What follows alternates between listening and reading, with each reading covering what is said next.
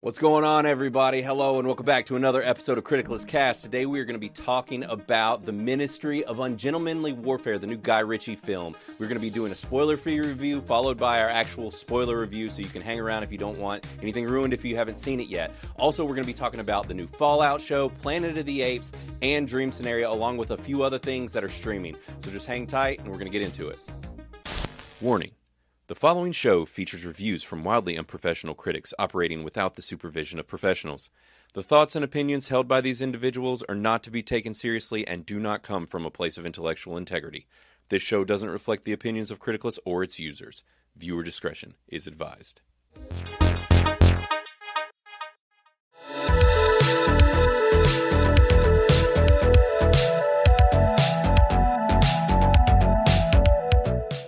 What's up? What's up? What is up, everybody? Hello and welcome to another episode of Criticalist Cast. Thanks for joining us. We are recording a little later than normal. We got deprived of our usual Dolby screening. We are used to elevated taste, and we had to go to a peasant's theater where there were just normal seats and small screens and shitty sound. So you know, our opinion might actually be affected by not having the flawless quality we could have for the Ministry of Ungentlemanly Warfare. I mean, do you guys agree with me on this theater change? I guess also introducing Chris over here, Mr. Cowles. Hello.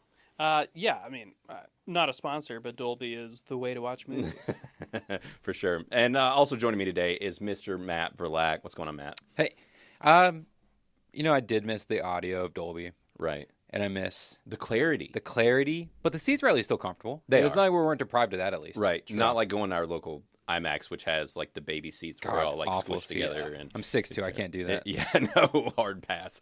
So yeah, it was a different experience though, because we pretty much get to see all these early showings in Dolby. So we had to wait till like a 6 o'clock showing, which was kind of a little bit weird, but you know. Our fucking hour, man. I know. Ruined us. First world problems right I know, here, seriously. So, but I mean, I was just in Vegas. If you don't know, I was visiting a lot of friends and hanging out with homies. Shout out to the Salty Nerd podcast. They hooked us up. I was rolling with them all week and just got to be on a bunch of shows and hang out with a bunch of folks. And so we went to see a movie with them, and they were like, "Oh, you know, y'all have like Dolby and IMAX and stuff in North Carolina." I was like, "Do y'all think that we just sit around and like play banjos by the creekside?" I guess we all need to go learn banjo. Right. Yeah. I mean, already do. Right. Yeah. It was fun though. It was a good time. I've met a lot of really great folks, and y'all will probably be seeing a lot of stuff start happening with Criticalist over the next little bit. And if you're new to us and you're like, what is Criticalist? First off, it's Critic and less like LESS at the end of Critic, because you take away the critics. Our site is about general audiences. We are a website for movie and film reviews right now, and hopefully expanding into the future as far as video games, books, all that sort of thing. But if you don't have an account yet, make sure to create an account on criticalist.com. And also you can download the app in app stores, whether it be Google or Apple, but we definitely push you guys to definitely check out the web version. It's super cool. And just make that account. Come say hi. I'm your MySpace Tom. I'll be your first friend. It'll say Blaine. That's me. And come say hey, leave a few reviews, make some lists. There's a lot of fun stuff you can do within Criticalist. You know, make a group, start one, or, you know, join another. We have a lot of them. You can join the Cool Kids table where all the cool kids hang out. And, you know, that's where all of us are, or the Criticalist Cast group. Hold on, that's a pretty exclusive. Oh, that's an exclusive group. Club. Yeah. So maybe don't do it then. You'll have to hunt us down and request an invite. But there's groups for everything. There are. If you want Spooky City. Yeah. If you want sci-fi. Yeah. If you want music. Yeah.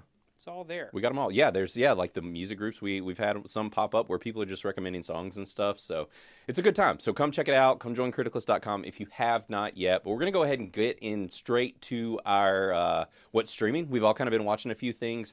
The thing that I wanted to kick off with first is Fallout, though, because it is the it show right now. And actually, there's some circulating discussions about Fallout and possibly the gigantic mistake that they made with this show in releasing it all at one time. Now, this has been a discussion that we've been having. We were Critically Aroused before we were Criticalist Cast, and we started that back in 2020, and we were having discussions back then. I don't know if these guys' opinions have changed any, but I have always been of the opinion that shows just dumped all at one time, it kind of cuts them off at the knees, which is why I added the feature within Criticless called the water cooler, because it's kind of a callback to back in the olden days when you'd stand around the water cooler at work and talk about whatever you'd seen on TV or what had been going on lately. And right now, water cooler talk is kind of dying because shows like Fallout are all coming out at one time, and they just kind of blow their load all at one go, and then it leaves the conversation after a week. So that's part of why I wanted to make sure we talked about it this week, because by next week there might be something else out that everyone's talking about. So I have finished the show. Matt, have you finished the show? Yeah. And so to speak to what you're talking about, Yeah. the all released versus, streaming it weekly. Right. I am pro all at once. Right. Still? For the most part. I actually think I would prefer if they did it like 3 episodes a week, because then I could space out. And that's what I did with Fallout, which, really enjoyed it. Okay. It's an excellent show. I think I rated it most excellent in my review. There was only like one character development I thought they could have done differently. Right. And it was just weird how they wrote his character.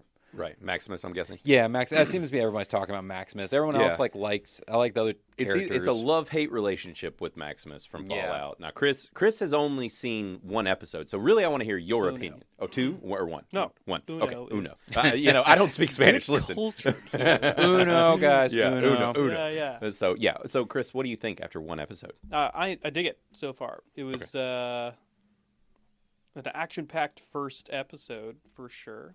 A little predictable. I knew what was happening. Well, and so you're a longtime game player of the Fallout series, and if I remember right, you were a huge fan of Fallout New Vegas.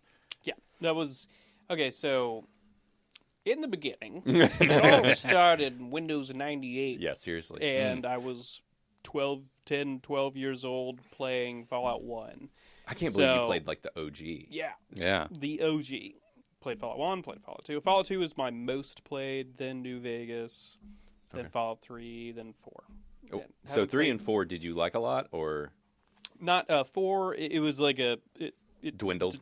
Descended in liking. So Fallout 2 is my favorite, then, but they're totally different games, right? So like one's an isometric, like top-down, turn-based game for Fallout 1 and 2, and then you have the first-person shooter for everything New since. Vegas. Yeah, exactly. So they're completely different in how you play them, but New Vegas story content, it's my favorite outside of the originals. It makes me very curious where you're going to sit with the show by the end, because from what I'm hearing, it sounds like the OG hardcore fans of Fallout are actually a little more cold on this series, and then the people that are more of like most of their life played only the 3D stuff are who's the most hype on this show. It seems to be, from what I'm seeing. So I'm curious where you'll be by the time you finish it. Yeah. I adore the show. I loved it. I good. blew through it. I mean, I'm like, and so I mentioned in my review as well, I left 1 and Matt has left his already too. So I gave it a 91. Matt gave it around like a 96 or something. So we're both high, most excellent territory for sure. Crazy high. Yeah, I blew through it, and this was when I was in Vegas. Jeez. It was basically like any time that I had free time when I was in Vegas, I was watching the show at night before I went to bed. Wow. So how many episodes are there? There's 8 or 10. 8 or 10. When did it come out? 8's the normal. It came out like 2 weeks ago. Yeah. What? No. I thought it was the release was like April 16th. Was what I thought I remember seeing. Maybe it was 6th. It was very recent. It was like a week. It was you were in Vegas when I was in Vegas. So they released it early was part of the thing too. It came out of nowhere. It was last week, actually midweek. That's what it was. It was like Wednesday or Thursday because of last week, like a week and a half. A week and a day. Because they actually out of nowhere released the show early. Like they did do early. They did. I could have swore I saw the advertisements for it saying 16th. Right. That's what's in my mind. Right. My That's mind just my is goopy, real bad voodoo. Yeah, it is. So I was just like, did I just miss that? No. I could have swore it was said that like April 16th. So you're not on teens. other social medias either. That was literally how they did it. Was they went and they did a video with the cast, and they were like, "Oh, by the way, surprise, we're coming out like 4 days early or something." And so it got this early release. So strange. And so for whatever reason, I don't know why they decided to do it, and I think it generated even more buzz because it came out early. People got excited. Yeah, sure. And so I do really like it. I think that this might be. The new Fallout show might be the most accurate video game adaptation ever made.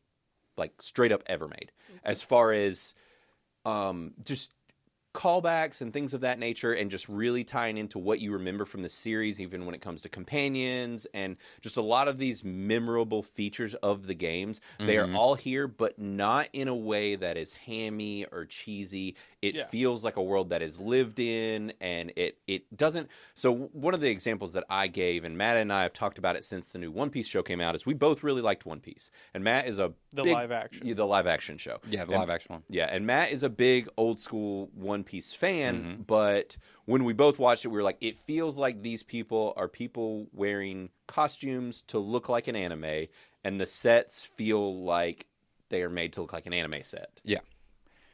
Right. And where you're going with that is they did a really good job of making these outfits believable. Right. Which is crazy because, I've never thought about it until One Piece. And then One Piece, I was like, this feels like costumes. And then now I think about that every time I watch this shit. And I'm like, well, they did a good job of making this real. But also to like add to your point, this is one of those things where it could have been really hammy. Right. Or they could have pulled their punches. Right. And been like, we're not going to be as raw or crazy as and the it's game so brutal. systems Even are. in that first episode, you've Fucking seen. brutal. Yeah. Like, holy shit. Well, I mean, the games, like, even, like, my parents didn't know that I played this. There's excessive drug use, prostitution. Right. It's just chems. It's not drugs. Oh, yeah. It's all about how you name them. Sure. All right, big pharma over Yeah, there. seriously. They're not drugs. It's chemicals. You just need to name it properly. Yeah. But yeah. No, it's which now the cat's out of the bag. You're probably going to be grounded now that they know. It's true. They're going to find They'll out. never watch this. They don't know how computers work. Yeah, that's true. That's true. Yeah, I was honestly shocked, even in just that first episode where it's just there's a lot of like there's a big fight scene and there's a lot happening. It was just like, holy shit, like they're going all in. Yeah. They're just the brutality of it, just the adult nature of this show. But the interesting thing that I find that they managed to do from start to finish is the same thing that the Fallout game series does, is balance comedy with drama and like serious storytelling, but then also throw in something comedic again. And it's just, it rides that balance perfectly. And I commend them. I think this is an excellent job. I mean, there are some people that this show isn't hitting with, but it seems like 9 times out of 10, people are really liking it. So, I mean, I highly recommend watching it. And it sounds like, I mean, Chris has got to keep going. But oh, yeah. And I definitely will. I just didn't realize that it had come out and so much shit going on. I've only got to watch. I watched one episode last night before I had to go to bed. So. Right. Okay. So it's fresh. Oh, it's fresh, yeah. For sure. Yeah. One of my other favorite things is that a lot of people are leaving reviews on Critic List are starting off with like, oh, I played this game, or I played that game, or I haven't played any of the games, and I still am really loving this, which is the best part about a video game, especially when it's out of the box. Right. Because this is such an unusual, like the Pip-Boy seems so ridiculous, but then the details are so on point. And they still make it work. Yeah. And honestly, the story in this, I was telling Sydney, my wife, I was kind of telling her about the show, and one of the things that surprised me is that they managed to take the original source material and keep true to it. But what they've done with this story is expand on it and actually make it a little more complex and add some layers and depth to this world and kind of what happened and what is continuing to happen that they have not done in the games even. And it's hard to tiptoe around this without giving spoilers, but there are some really cool story beats that happen in the latter end of the show all the way up until the finale, and I was just surprised that they were able to deviate this little bit and still stay on brand and make it really freaking cool and interesting. So I'm excited to hear from you. You'll probably have it done by next week, probably, because it's really good, and I think you'll be into it playing the games and stuff. For sure. And so it's I mean, Bethesda is like a fantastic storytelling studio. Like all of their games, they do great work as far as the story goes. I mean, and other aspects as well, but that's a main one that really sticks out. So if they were involved in that portion of it, which I'm sure that they were. Well, and this is also Christopher Nolan's brother as well. Oh, and his wife, I think. Bill so. Nolan? Do what? Bill? Oh, yeah, sure. Yeah, Bill. No, we go way back. It's Jonathan Nolan. So, yeah, Jonathan Nolan was actually also responsible for Westworld. And this show, to me, if you look at the production quality and just how well it's done, you can feel the Westworld on this show. For sure. And so it's a good team. They got good folks behind it. And, I mean, Todd Howard executive produced this as well, so I'm sure that he had some involvement. I know, friggin' Todd Howard in his fancy shoes. You know, he was involved to some degree. But, and I will say, and you will see it in every freaking review, Walton Goggins steals the damn show. He is playing the ghoul. Yeah. And if you have seen Righteous Gemstones or Vice Principals, or where he really got known originally was in Justified. Back when Justified came out, he was the villain from Justified. And he is just excellent in this show, and everybody's loving him. So good. So, yeah, I mean, I highly recommend it if you haven't seen it. Now, I will say it's very, very adult. It's very gory. It's over the top. So be ready for that. But I think even if you haven't played the games, this is totally worth watching. Oh, I agree. So 100%. Definitely, this is worth watching. Please go watch it. I need a second season. Right. I need Prime to be like, this is worth making another season. Right. And I think it will, because we've seen them pick up things that have not had the buzz that this show does. Yeah. And one of the things that I like about this and I don't think we talked about it when we reviewed Dune, and I can't remember if we did or not, but is that effect of like, if it's like a Batman movie, or if it's a Fallout game or a movie, or if it's something based off of a franchise that you like, then it makes you want to go and ingest more of that content. Like you want to go play Fallout, you know, or you want to go watch Batman cartoons or read comic books. And I've gone back and I'm playing, you know, Fallout now. And yeah, same. We hadn't finished it, and we were like, we need to quickly download these, and which isn't quick because they're, you know, like 100 gig games.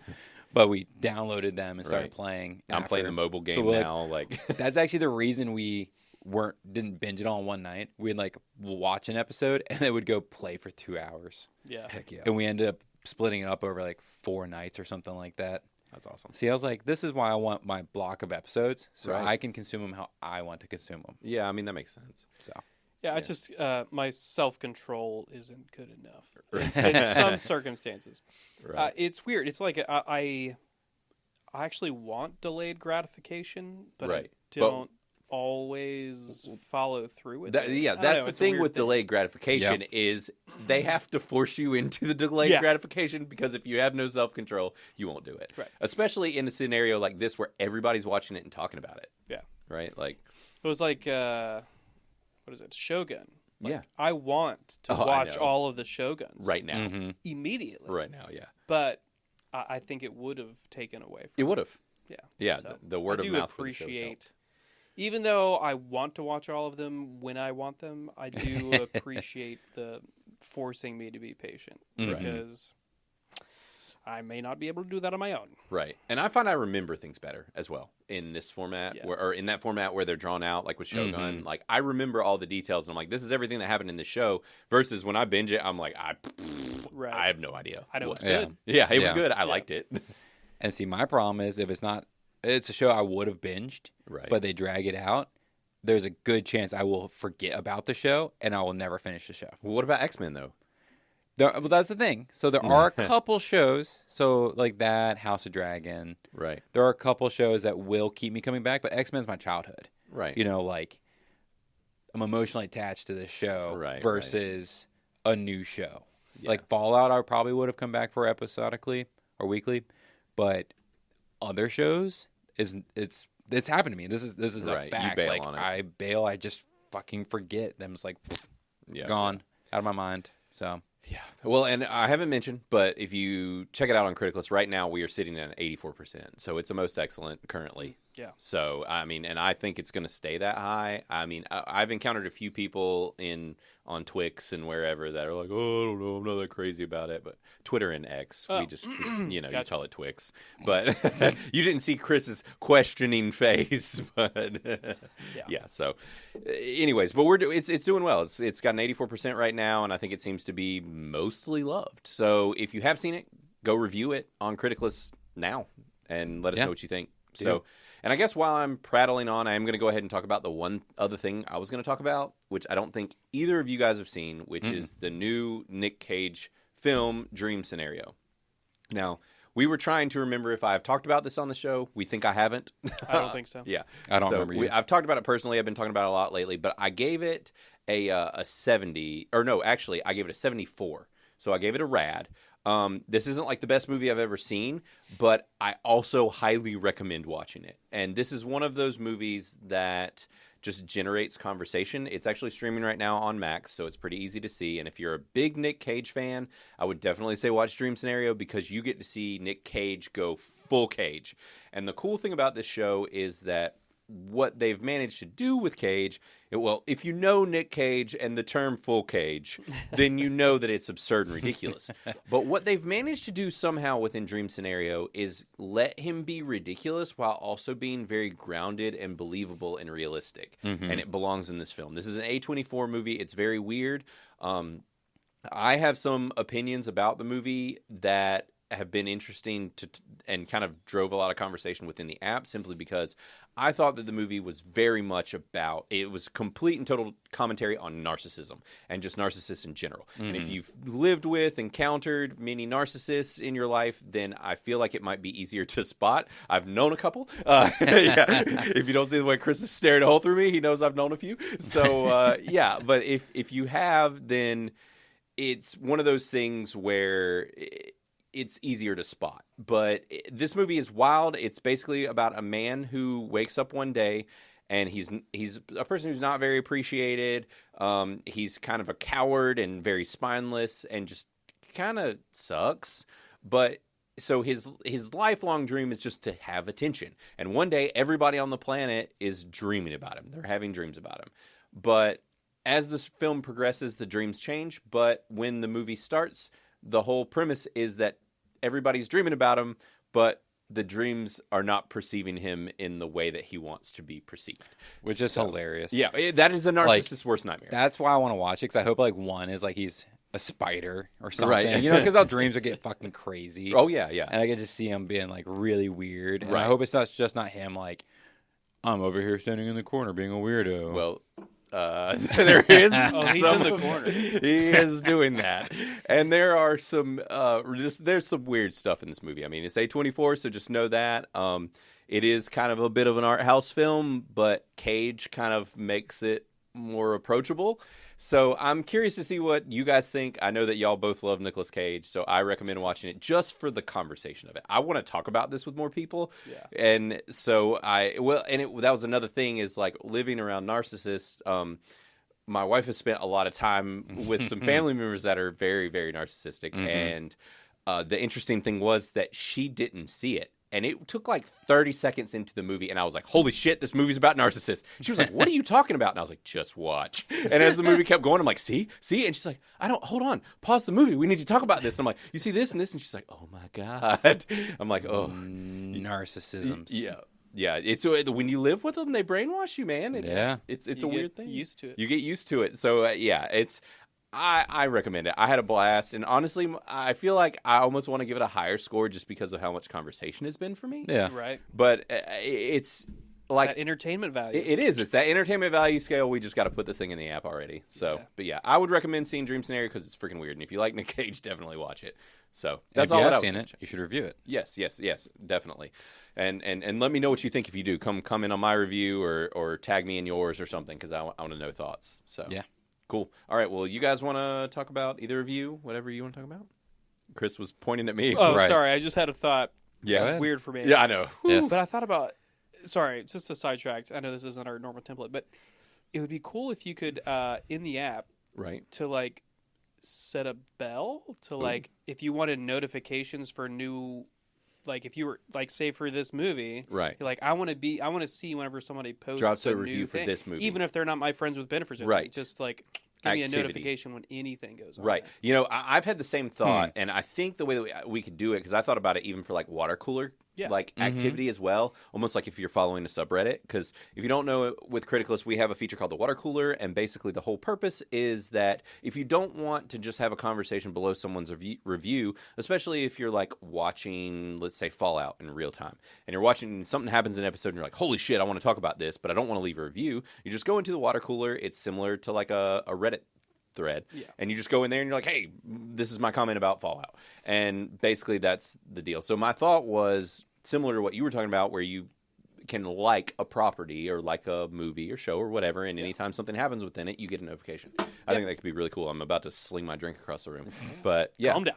But I like your thought. I agree. I think we should make a way to follow certain pieces of entertainment. Yeah, that'd be cool. Yeah, it would be. So I guess y'all can battle it out for who wants to talk about whatever they want to talk about first. But all right, I'll go. Okay. So I watched 2 things that are in the same realm of things, and one of them I haven't seen before. One I have seen but a long time ago. So first, I'll start off with the 1968 Planet of the Apes. Nice. OG, original sci-fi movie. Yep.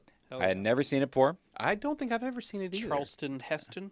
Yes. Yes. Yep. He was the worst part of the movie. What?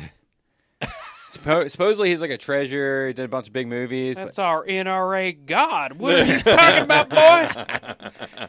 I'm just saying. So I gave this movie a rad. Okay. It was excellent. I love the idea behind it. The makeup, like the monkey masks and stuff, are fantastic because it's really cool. I don't know exactly how they did it. I'm sure there's documentaries and shit about it nowadays, but like they could move the upper half of their face. They look excellent still to this day. Yes. Seriously. No, that's why I was really shocked because they can emote using the top half of their face, and there was so much emotion and depth from the apes. Right. It's like whereas Heston was just so freaking over the top and annoying.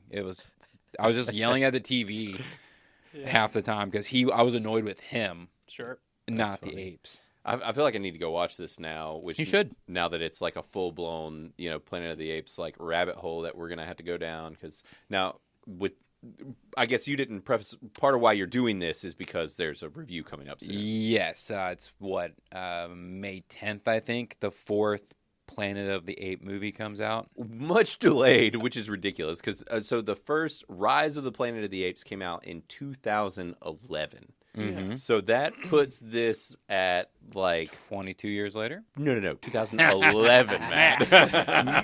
Public school, baby. Many. That's why I don't have. That's why my name is Mathew, not Mathew. And he keeps up with criticless accounts. So if I end up in jail, you know who to blame. Yeah. So I could have sworn that there was the original trilogy. Yep.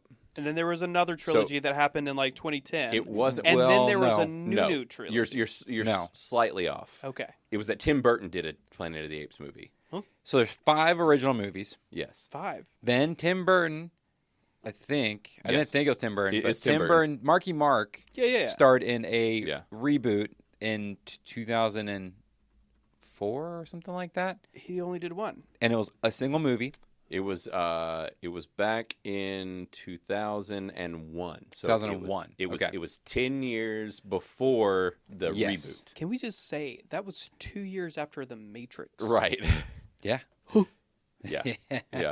Okay, sorry. I think his mistake was hiring Marky Mark. He for did that a okay. good job, To defend honestly. this movie, it was the only Planet of the Apes movie I'd ever seen. Yeah, same. And I really enjoyed it. I know. And people were like, I don't like this movie, but I was a kid. I was 11.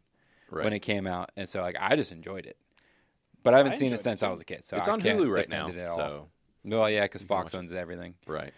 Marky, monkeys. Yeah, these monkeys. Monkeys. What? So you watched the original Planet of the Apes and you liked it. You gave that a what did you say 70 something? It was in the rad range. Wait. Mine was in the upper rad range. Yeah. I was trying to look on Criticless and find you on here, but yeah, because you and Xena watched it. She gave it a 75, and you gave it a 79. So you were almost in most excellent territory. Yeah, I had debated towing it into the most excellent range, but I was just so annoyed with that actor. Right. And literally, people are like calling me out in my review for it, and they're like, "He's a famous actor. Like he was really big in his time." I'm like, "So this is like when I hated Airplane." And then you hated Airplane. Hated Airplane. Yeah, we're in the Hate Airplane Club. You weren't aware of this, Chris? Chris doesn't use Criticless, so he doesn't know. Clearly, he doesn't. He wasn't. That was when he wasn't as active. He didn't. Hate Airplane? Yeah, my nickname in the app currently is Shirley. I regularly get called Shirley because I don't like Airplane. It's not funny. It's not funny. It doesn't hold up. I understand. Matt doesn't understand comedy at all. Right. You actively say that you don't like humor. Right. Yes. He doesn't But have fun. you? Yeah, I know. I'm not questioning myself. Actually, Sydney didn't like it either. Neither one of us liked it. Sydney didn't want to keep watching it. She wanted me to turn it off, but I made her finish it. Time to pour the rum. Another drink. It's a rum pour. You can lament with Leslie Nielsen is a national treasure. Was R.I.P. Pouring one out for you, homie. Yeah. But it's okay. We've got too much to talk about to even get into that. You just need to jump on Criticless, Chris, and tell us how you feel on there. No, let I Miss Good Movies and all the others that are revolting against me know how you. Yeah, I will. Because they're all extremely disappointed. It was my lowest moment within the app for sure. It's so good. It's not funny. Yeah, not funny. So the funny thing is, I do remember it being funny when I was in like high school. Right. And so I was like, I'll rewatch it. I don't like comedies as much anymore. And then I was like, this isn't funny. Like, there literally weren't any. Like, I wasn't laughing at all. I laughed like a couple times, but it didn't hit the way that I thought it would. Like, everybody was like, "This is the funniest movie ever made. You will laugh per capita more than any film that you'll ever see." And I can guarantee you that I did not laugh as much as I did during Superbad or any of those other films from the 2000s with Seth Rogen and James Franco. It's just how it is. It's a fact. Sorry, Airplane fans. Wow. Chris is just gonna. I'm not sorry. Yeah, I'm not sorry. I know. Well, I mean that's also expected from you. So Yeah. So Matt, after watching, you watched Planet of the Apes, and then you followed it up with Rise of the Planet of the Apes. So then, because that was our original objective, was we were Yeah. going to watch Rise of the Apes, Dawn of the Apes, and whatever the third one's called. Right. But Hulu wasn't working. Oops, and so nothing but apes. So then we were like, okay, we'll watch another Planet of the Apes movie. So yes, we followed it up with Rise of the Apes. Mm-hmm. And that was the 2011 one starring James Franco. Yes. And it's really good. And Andy Serkis plays Caesar. Yes, that's when he started playing Caesar, and it's all CGI apes.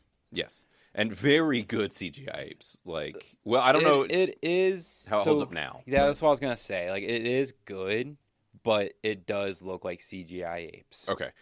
Because they get better as it goes. That's what I assume. This series has one's been like very spaced out. 2013 or 2014. They're every couple years there's a movie. Because I remember when watching this movie in theaters, I was like excited. I was like, oh, this was when James Franco was like in his peak. And I was like, they're leaning into this being a drama. It's actually like finally like we get to see how they became versus just getting thrown into this world.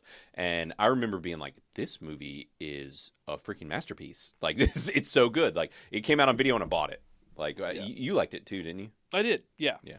Yeah, it was good. I didn't have the same reaction. I mean, yeah, not as much as probably you liked it, right. But it was still a good movie. It was very big when it came out and did very well. But Yeah. so, Matt, you liked it, right? I did. It's a hard thing to watch, and the reason, like, what was hard for me to watch was that, it's, he's struggling with his dad with Alzheimer's, and then, he befriends, he takes in the baby ape. James Franco does. Yeah. And so it's him, like, dealing with this loss. And yes, you also see, like, animal abuse going on and things like that. So it's a hard watch. I would not be surprised if PETA had used this as, like, a poster movie for their program, as being like, look, this is what happened to real apes, not CGI apes. Right. Well, and the interesting thing here is they really want you to sympathize with the apes in this series versus like in the original you kind of get thrown into it, they run the world and you're like, holy shit, like this is crazy. Who runs the world? Apes. There we go. Yeah, there we go. So yeah, I mean it's it is a heavier film, but this as the franchise goes, it just gets better and better, and it's very, very well done. And I think that so Rupert Wyatt actually did this first one, and then I think he didn't keep going after he did this movie, and he hasn't been doing a whole lot since, which was interesting because he did really well with this, and then he kind of stopped, and then after doing this movie, it switched up, and we got a new director, which was the director that did the recent Batman movie with Matt Reeves. Matt Reeves, who did the Batman. Yeah. And he did the other two. So is he doing the newest one? I don't think he is. That's the interesting thing. Okay. So I'm curious to see what this new one. Also, it's way after the last movie that came out. So I'm very curious about it. Is James Franco in it? No, he wasn't in any of them after the first one. What I hope is happening is this newest one. I have not seen the second or third movie in this trilogy. So I have no idea what the timeline looks like. But I hope this fourth one is actually what the original movie it was. Wouldn't that be hilarious? Right. And it's just told from like the apes' perspective of the original movie. So I think that this new one actually is closer to the original, from what I gather. Because Dawn of the Planet of the Apes and Kingdom of the Planet of the Apes are still not. There's not like. It's not about the humans. Mm-hmm. And from what it looks like from the marketing, is this newest one is. So it's finally like a fourth film in this franchise that's really like, human. Or actually, War of the Planet of the Apes. I said Kingdom, I think, is the new one. Okay. So, yeah, Kingdom's the new one that's coming out this year. So I am very curious to see what they do with it. It's going to be interesting. But I'm curious to see how many people show up for it. Because, I mean, this is a big year for apes. Godzilla vs. Kong is doing freaking Game Busters. Yeah. So maybe this... And Monkey Man. Right, and Monkey Man. So, which I saw for a second time in Vegas, which I haven't talked to you guys about. I actually changed my score. It has gone down, actually. Yeah, okay. After seeing it a second time. Now, granted, I was sitting in between Matt Vader and Alex from Salty Nerd, and I got running commentary because, for one... certain substances are illegal in Vegas, and illegal? Are legal, not illegal. So I'll preface it with that. But so we had some fun commentary during this movie. But my opinion, I did lower. I think I'm actually in rad now. I was most excellent before. Mm-hmm. I still like it, but I have some more qualms now. You were the highest out of us for sure. So are your qualms kind of what they're where we you were talking about? Yes. Okay. Cool. Yeah. That makes sense. So, because me and Matt are essentially Clearly just walking always on drugs. Right. Yeah. I was going to say we're geniuses, but sure. Oh, yeah, that too. They're the same thing. Synonymous, if you will. They are. Yeah. Sweet. Well, so, Chris, you had some interesting things to talk about, one of which we've heard about because it's old as shit from 2007 and on the Nicolas Cage train. And the other is something that neither of us had heard about. So True. Yeah. Yes. Let's hear what you got. All right. So I'll keep it short. But I watched Next again for the first time since the blockbuster 2007 film. It's so weird seeing Nick Cage romance.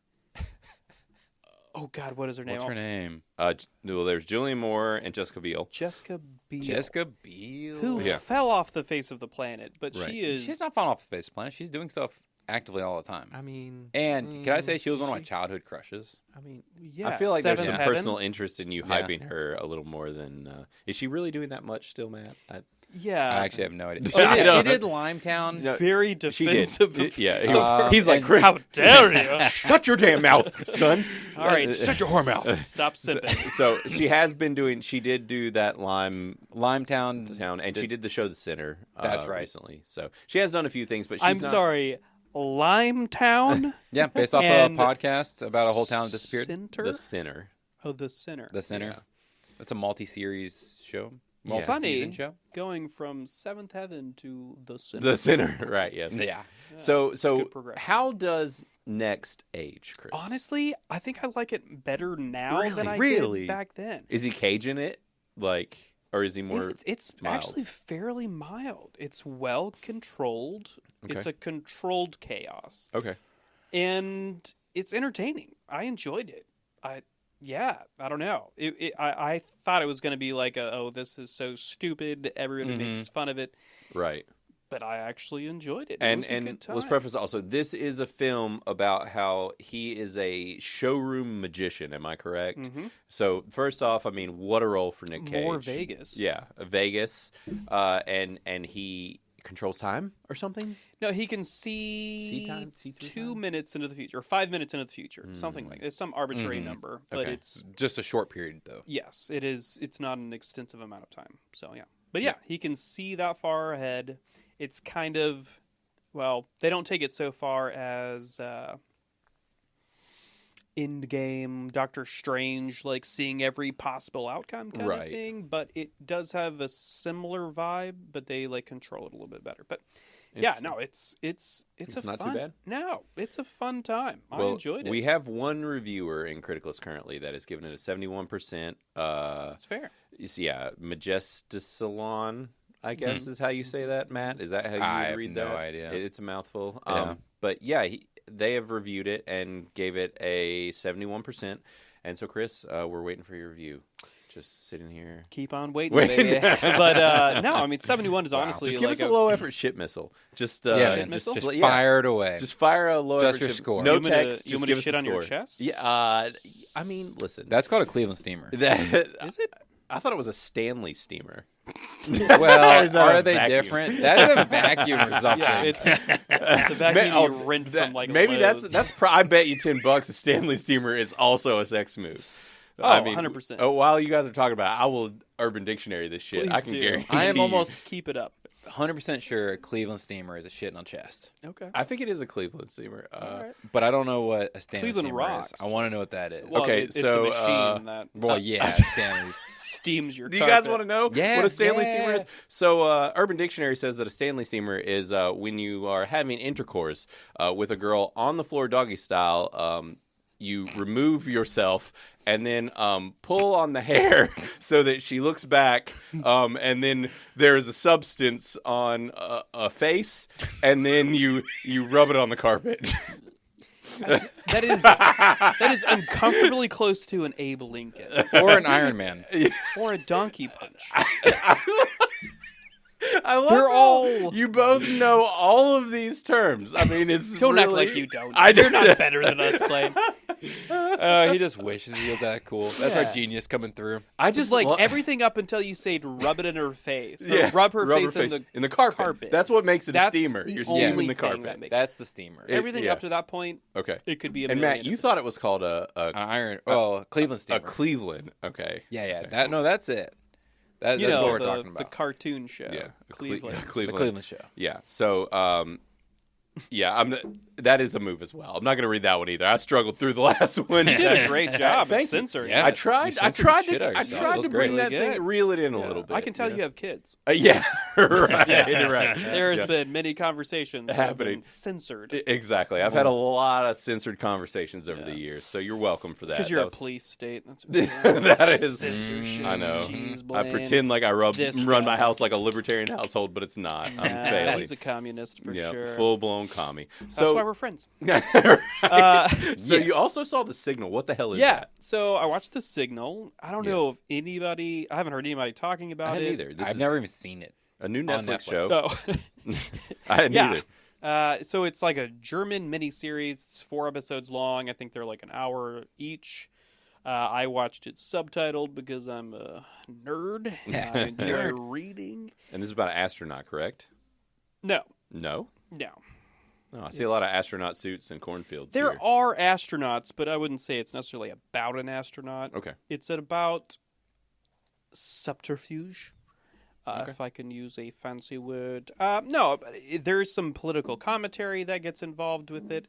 So there's like... As a German film? Like American political commentary? There is. German. Trump is mentioned. Oh, really? As well as Hitler in the same sentence. Oh, so you can see where this is going. Yeah. No, but so that's only one scene, very small portion of it. But there is some political commentary that goes along with it. But there's also, it's like a corporate kind of thing. It's a mystery. Though I will say, not to like pat myself on the back here, but it's fairly predictable. Okay. You think this is a miniseries, or you think they're going to keep going? I mean, it's literally a miniseries right now. Whether or not they're going to keep going, I can't tell you. But it is only 4 episodes right now that they released for the entire thing. Okay. And it does its job. It completes. It comes to fruition. And it was good. I enjoyed it. It was a nice little romp, and there's some interesting characters that get involved and situations. So yeah. And it's a Netflix exclusive, so it sounds like it's pretty easy to access. Oh yeah, for sure. I mean, everybody has Netflix, I feel like, but I don't know. It's I don't know who I would recommend it to. It's like a drama mystery. Okay. So if it has to do with space. Okay. So interesting. Yeah, the overview is very vague within Criticless as well. Yeah, I mean, without like spoiling, it's hard to like talk about it in any detail without spoiling things. Okay. I wouldn't say that it's like fantastic. Right. But again, it's only 4 hours. Right. So it's not a huge investment. If you're interested in like mysteries, you enjoy foreign films, give it a shot. Check it out. But yeah, it was pretty good. Okay. Cool. Nice. Cool. So that's pretty much everything we have for what's streaming, correct? Yeah. Sweet. So now what we'll do is we'll go ahead and move into our actual review. And as I mentioned in the opening, we will do a spoiler-free review, so you do not have to bail right now. You can hang out. We will not get into any spoilers, and we'll do our usual rigmarole. We're going to talk about Criticless a little bit and Rotten Tomatoes and Critics, and then, get into our spoiler-free review, and then we'll warn you when you can bail out if you don't want anything ruined for you. So I guess... yeah, first let's talk about just what this movie is, the Ministry of Ungentlemanly Warfare. So this is a Guy Ritchie film. It is starring a lot of folks. We've got Henry Cavill and Alan Ritchson. Both of those are like two of the, manliest men, biggest ever actors. Man. Right, yeah, I mean, really. This is sexy time for a lot of folks watching this. I mean, for sure. Yeah, and they're currently like top tier, like action. Yes, dudes. Yes, for sure. And Eiza Gonzalez, I think is how you say her name, is in this as well, and so is Henry Golding. And he was actually recently in the Snake Eyes movie that they did, which I heard was really good and still need to watch. Yeah, I haven't seen that either. It was like G.I. Joe. G.I. Joe, yeah. It came out during COVID and nobody saw it, and apparently it was very good. And it's been on like X or something, and it's literally just about Snake Eyes. X? Did I say X? Yeah, you did. I don't know why I said that. Okay. It's what I have no idea what I'm All even right, talking I'll about. look it up. Streaming somewhere. It's streaming somewhere. No, I got a boat. It's fun. Yeah. I'll find it. Yeah. Don't you worry. Exactly. I don't know why I said X. I think what I was thinking was Max. Is what I was thinking. There was an X in my head. It looks like it's on Paramount Plus, actually. So, and it says it's on Hulu as well. So this is streaming a few places. Okay. So, but I want to watch it. It's apparently leaning a little more adult. Like it wasn't like rated R, but on that, more adult spectrum. And people have said it's really good. And I think Henry Golding's a good actor. So, and this is actually the second time that Guy Ritchie has used him, if I remember right, because I think he was. He was in The Gentleman. He's the Asian guy who was in this. He was the frog. The frog man. He was in The Gentleman. He was kind of the badass Asian dude that starts some shit. But I think I really like him a lot. He's in this as well. I do want to point out, I don't think that you mentioned as us actors, is the main German guy. He's also a famous person. Yes, he is. I don't know his name. It's Till Schweiger, I think is how you say his name. Schweiger? Yeah, Schweiger. And also the agent, black guy, great beard. Yes, Babs. I love that dude. I'm not going to say his last name, but Babs. I mean, almost every speaking character was a famous person from somewhere. So good. There's a lot of moving pieces and parts to this movie, and there's a lot of people in it in general.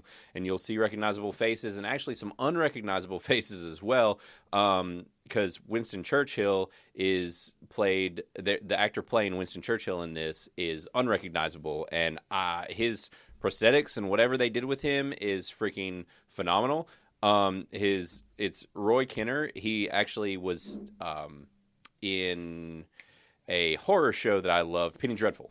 Oh, really? And he was great in that. He's been in a lot of things over the years. He's a famous British actor, but he was unrecognizable in this movie and does not look how they made him look, which I was quite impressed with. I had no idea it was him. So, yeah, but this movie is based on, it takes place in 1940, and it basically follows a story that came from Winston Churchill's released files, basically, that were released probably, I guess it sounded like it was about like 8 or so years ago. Yeah, I think they said like 20... 16. It was 2016. 2016? Yeah. So fairly recently, and basically this is a new story that the world was exposed to, and clearly Guy Ritchie found it interesting enough to make a film out of. And so not only is this directed by Guy Ritchie, but... we've got some producing credits as well, which was, I'm trying to remember, there's somebody really big. It was Pirates of the Caribbean, and I'm having a brain Jerry Bruckheimer. Jerry Bruckheimer is producing this as well, and it kind of has that level of bombastic action, so you can tell that he's attached to this movie in some way, shape, or form. But that's kind of just a run through. It's a war movie to kind of prep you for what you're getting into, because Chris didn't even know what we were going to see before we went to see it, and I don't think he'd even seen a trailer. Oh, no. God, no. Yeah, I didn't even know the name of it. Even though I opened the app for the ticket, I read it. I still forgot it by the time I got in there. But yeah, no idea as to what was going on. Yeah, so that's kind of an intro into what this movie is. Now that we know what the Ministry of Ungentlemanly Warfare is, and kind of what it's about and who's in it, and since we've seen it, how do you guys think the critics are going to feel about this movie? Where is the Rotten Tomatoes score going to sit? And folks, if you don't know, that's what we do every week. We kind of try and roast some tomatoes around here. So we like to try and pretend, or predict, we try to pretend as well, what Rotten Tomatoes and the critics are going to think and see if it's going to align with what our audience tends to think. And we actually do have quite a few scores that are come in today and over the past couple of days for this movie, so we can give you a little bit of an idea of what our people are thinking. And then we'll go and check out the Rotten Tomatoes scores and see if we were right at the end of the review. So where do you guys sit with your scores for this movie? Chris? My score? Yes. Or what I think... The critics are thinking. What I think the critics are thinking. Yes. Mm-hmm. Think. Critics are going to think this is bad. You think so? In my mind. Okay. I think the critics aren't going to like this. Okay. Critics generally don't like... Machismo? Guy Ritchie, yeah, but also whatever machismo is. Yeah, masculinity, macho-ismo, macho-ismo. Yeah. Yep. Yeah, everyone knows what that is. Everyone knows that is. Everybody. I think that's a very 90s term. But I think they're going to give it 58. 58. So you think half the critics, with the way that Rotten Tomatoes works, that's basically like half of critics giving it a thumbs up, half of them giving it a thumbs down. A little bit over. So 58. That's how percentages work. It does. Well, not within Criticless, though, because we're not a thumbs up, thumbs down scale. They are. Yeah. So with our audience, where do you think that the Criticless and the general audience in general, where do you think they're going to sit with this? I think our audience has better taste than critics, dummy dum-dums over there at Tomato Place. I think they're going to give it, I'll put it up 77. 77? I like to go 78 for whatever reason. 78 is like a great number for me, and I choose it for so many things. But I'm going to say 77 for this one. 7 for the Criticless audience score. Okay. So we'll touch back in on that next week and let y'all know, and we can see our current score as well. But, so Matt, what do you think as far as critics and general audience? Sure. So for critics, I think it's even lower than Chris said. I just don't know why. I just feel... Fuck you. Like you guys were saying, they seem to hate his movies. Right. Dude. I'm going to go with a 45. 45. Ooh, then I think our audience, I think Chris is going to be really close. He said a 77. 77. I'm going to say 75. I think it's got to be right around. I just feeling... You sons of bitches. Last, you have the best position. I do. I'm going last. Yeah, so I'm kind of like glancing over at the scores that Matt has written down because y'all are both like right around where I want to be. So we're all feeling the same. Yeah, I think about a 50 from critics, and splitting it. I'm going to split you guys. Okay. And I think our audience is... You can split me, Daddy. I think our audience is probably going to be around like a... What did you say, Matt? 75. Oh, and he said 77. Okay, I'm going to go below you. I'm going to stick you in the middle. I'm going to go 72.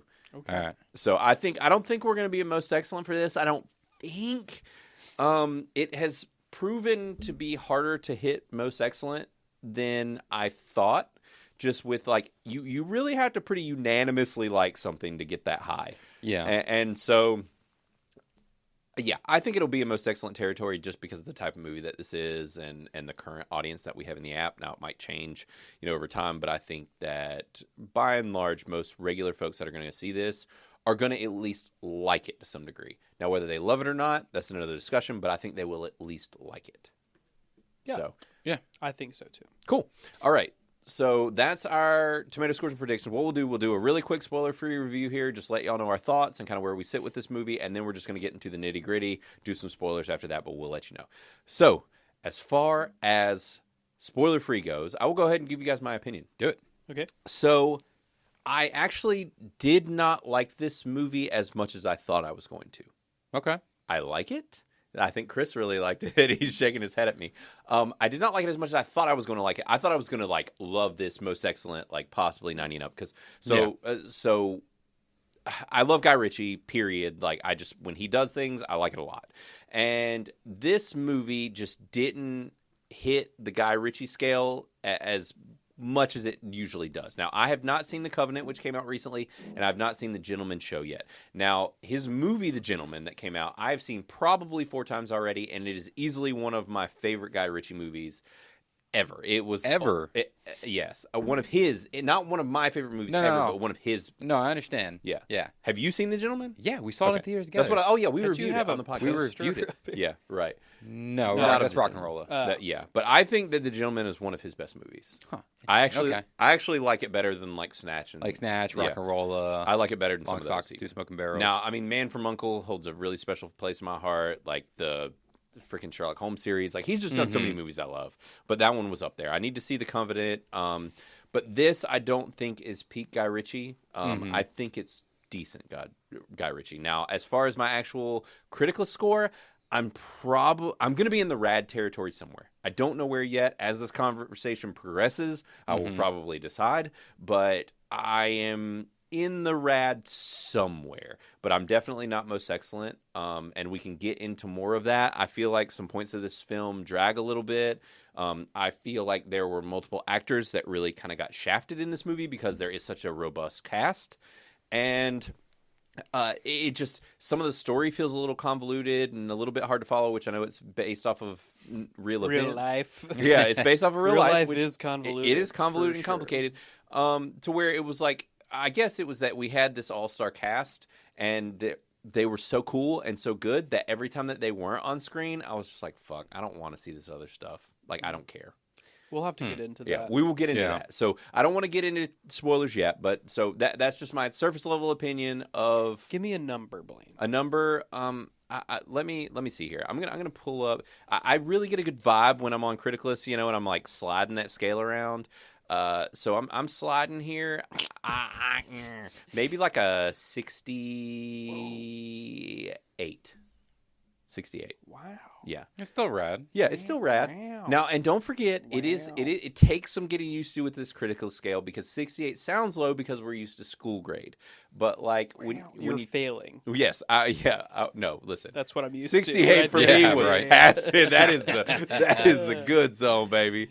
D's to get degrees? Is that what it is? Or C's? C's, you get degrees. I mean, for me, D's. Clearly some F's D's do too. So. Yeah. But yeah, so clearly, Chris, you like this a lot. I want to know what you think. I do. Okay, so it's weird. I enjoyed this movie a good bit, but I know that it wasn't great. Right. So it's a weird conundrum that I'm in. Like, I enjoyed it, and I liked. I feel like this is like a 79 for you, where you're like, it's not a most excellent, but it's 1 point from most excellent. I wouldn't even put it that. Oh, not that high. But I mean, it's a fair point. Like, and I respect you knowing me so well. Blake. Right. Oh, thanks. Wink, wink. Yeah. But yeah, I don't know. It's a weird thing. Like it's not bad. It's not a bad movie. It's a good movie. It's 100% definitely not bad. Yeah. I did like it. I enjoyed the movie, but I just know that it's not good. It's not perfect. It's a weird place to be, of just like, right. It's just kind of like a Guy Ritchie thing. Yeah. Because Guy Ritchie just knows to do that. He tells a compelling story in a cool style. Yeah. But they're always... Sometimes I feel like a lot of his movies are missing a certain something. Yeah, that French word you just said. Yep. Yeah. So you feel the same way about this? I actually think this is a high rad for me. Okay. Where you were saying for him it's like a 79. Yeah. I think mine's on a 79, and once we talk about it a little bit more, I didn't have that many beefs. Okay. There was this one thing that kind of stood out to me that I was just like, this seems to be prevalent in this movie. Okay. There were some characters and some acting that I really disliked in this movie. Interesting. Actually, 2 of which are individuals that you mentioned earlier. So I just did not like their characters. I did not like their casting or their acting. Okay. I only mentioned 2. So those 2. Those are the 2. There you go. But yeah, it just, both of them I wasn't crazy about. I didn't think they were good in this movie. I didn't like them. There was some accent issues, including Alan Ritchson. That accent, he was clearly an American. Like, he was not passing for the accent that he was supposed to have. There were some things like that, and honestly, there was some bit of spark that was missing with this. Honestly, like, if you had just shown me only the scenes with the homies and them just like throwing down, killing people and shit, I'd be like, this is cool. But like all the other stuff, I just didn't really care. So I mean, we'll get into it. I guess I'm tiptoeing around spoiler territory. Yeah, so we could just. It sounds like we're all rad, right? Do we want to go through the scales like we have before? Do we also want to look at Monkey Man real quick? Oh, we didn't do that. We have not done sorry, that. I forgot. So we could do that real quick. I've already reviewed it twice, so it's like out of sight, out of mind at this point. Right. We can just do it briefly, and then we can hit the sliders, maybe, or we can do sliders and then hit it, and then get into spoiler. Yeah, I know. Are we gonna rock paper scissors for it? All right. Y'all go. We're gonna rock paper scissors. 1, 2, 3, shoot. Okay. All right. On shoot. Wait, I've got sliders first. Okay. All right. Okay. Y'all aren't seeing. On shoot, we do it. I'll tell you. All right. Yeah. Rock, paper, scissors, shoot. All right. All right. So Matt won. So paper always wins. All right. So sliders, then score. Okay. So we're gonna talk about which is what Chris wanted to. So I don't know why we did that. So we're gonna do We're gonna do the sliders for this movie, correct? Yeah. Okay. So as far as this movie goes, we're going to go through our critical sliders. So it sounds like we're hanging in rad territory, just ranging on rad territory. So first we're going to look at graphic language. I think that this movie sits somewhere maybe in a bit more or a lot, I would say not a ton. I don't remember there being a lot of curse words. Right. Or cursing. I have become numb to it to a certain degree, so it's hard for me to remember. It's not Guy Ritchie a ton. There's no C Let's words put it that way. yes. No, I still think there's a bit or a bit more. There's at least a bit more. We'll just hang in the middle. Yeah. For nudity, sexual content, almost none. Homegirl like in that dress. I mean, that dress was banging, but like no you could see that in freaking Who Framed Roger Rabbit. Like, yeah, I would say none. No, there's one scene. The chick hanging from the. Oh, was that a chick or was that a guy? It was a chick. I couldn't tell. It was a chick. Okay, and you saw some side I like boob. you, Blaine. Couldn't tell, baby. That was a chick, but it doesn't matter. It's all right. It's still okay. Yeah. So yes, family friendly. Well, so we'll just say a bit. I'm going to skip over family friendly for a moment. Violence, a lot. I would say a ton. A lot, but not a ton. I actually wish this movie had been more violent. Personally, I felt like there was some Alan Ritchson makes this a ton. He does, to move that slider to a ton. His knife murders, listen, a ton. Doesn't matter. I felt like they pulled a lot of punches in this movie, dude. Okay. I was actually going to complain. Hold on. Yes. Let's get some clarity here. Okay. And I'll provide it. Okay. Because I am Mr. Clarity. Okay. There is a shit ton of violence. Mm-hmm, mm-hmm. Is there a lot of gore? Mm-hmm. They did pull punches on gore. Mm-hmm. Fine. And there were a lot of scene cuts. Violence, there is nearly nonstop violence. True. So violence is a ton. Right. Okay. But they're not decapitating people, or that's why I'd say there's not limbs flying everywhere. I guess this depends on how you rate your scale. I guess it is, because he literally pulls a body part out of a person and shows it. But they don't show him pull it out. Doesn't matter. No. They show him holding it. It's just him holding an organ. So again, it's not gore. It's not gore. But there is a it's not gory. Of violence. That's why personally, on my personal scale, a ton to me is horror movie. Okay, I personally consider a ton I'll give horror you movie. one step down from the max. Yeah, that's a lot. That's what he's saying. That's a lot. Okay, I say a lot. See, I think it's a ton. Personally, mine will be a ton. Really, after all the horror movies you watch, doesn't matter. There's a different levels of gore, right? But like gore and violence, did you see him pull the heart from the Doesn't matter. chest? This says violence, not gore. Look, the question is how much violence. Yeah, even harsh words to me can be violence. So that triggers. That's trigger. What a bitch. But in this case, there are. Okay. It's just. We'll go in between a lot and a ton to where it still reads a lot. Feel warm and fuzzy. It does. Because 2 out of 3 are saying a lot, which means that I'm right. So yeah, and you're right. So Matt's right. Yes, they're saying I'm wrong. When do you put it that way? I'm right. We all know it. Everyone listening knows. Violence is not gore. It is. Personally, I'm going to change it to where it says violent score filter, and then you can't argue this anymore. The power. Yes. So political bias. I'd say none. Well, none. it's historical. It's historical. It's historical. It's anti-Nazi. So, which I mean, as we know, I mean, history, it goes to the victors. Well, so, if it's anti-Nazi, that means it's very left-leaning because the rights are nothing but actually, Nazis, okay, apparently. Listen, actually, that is true to what they say.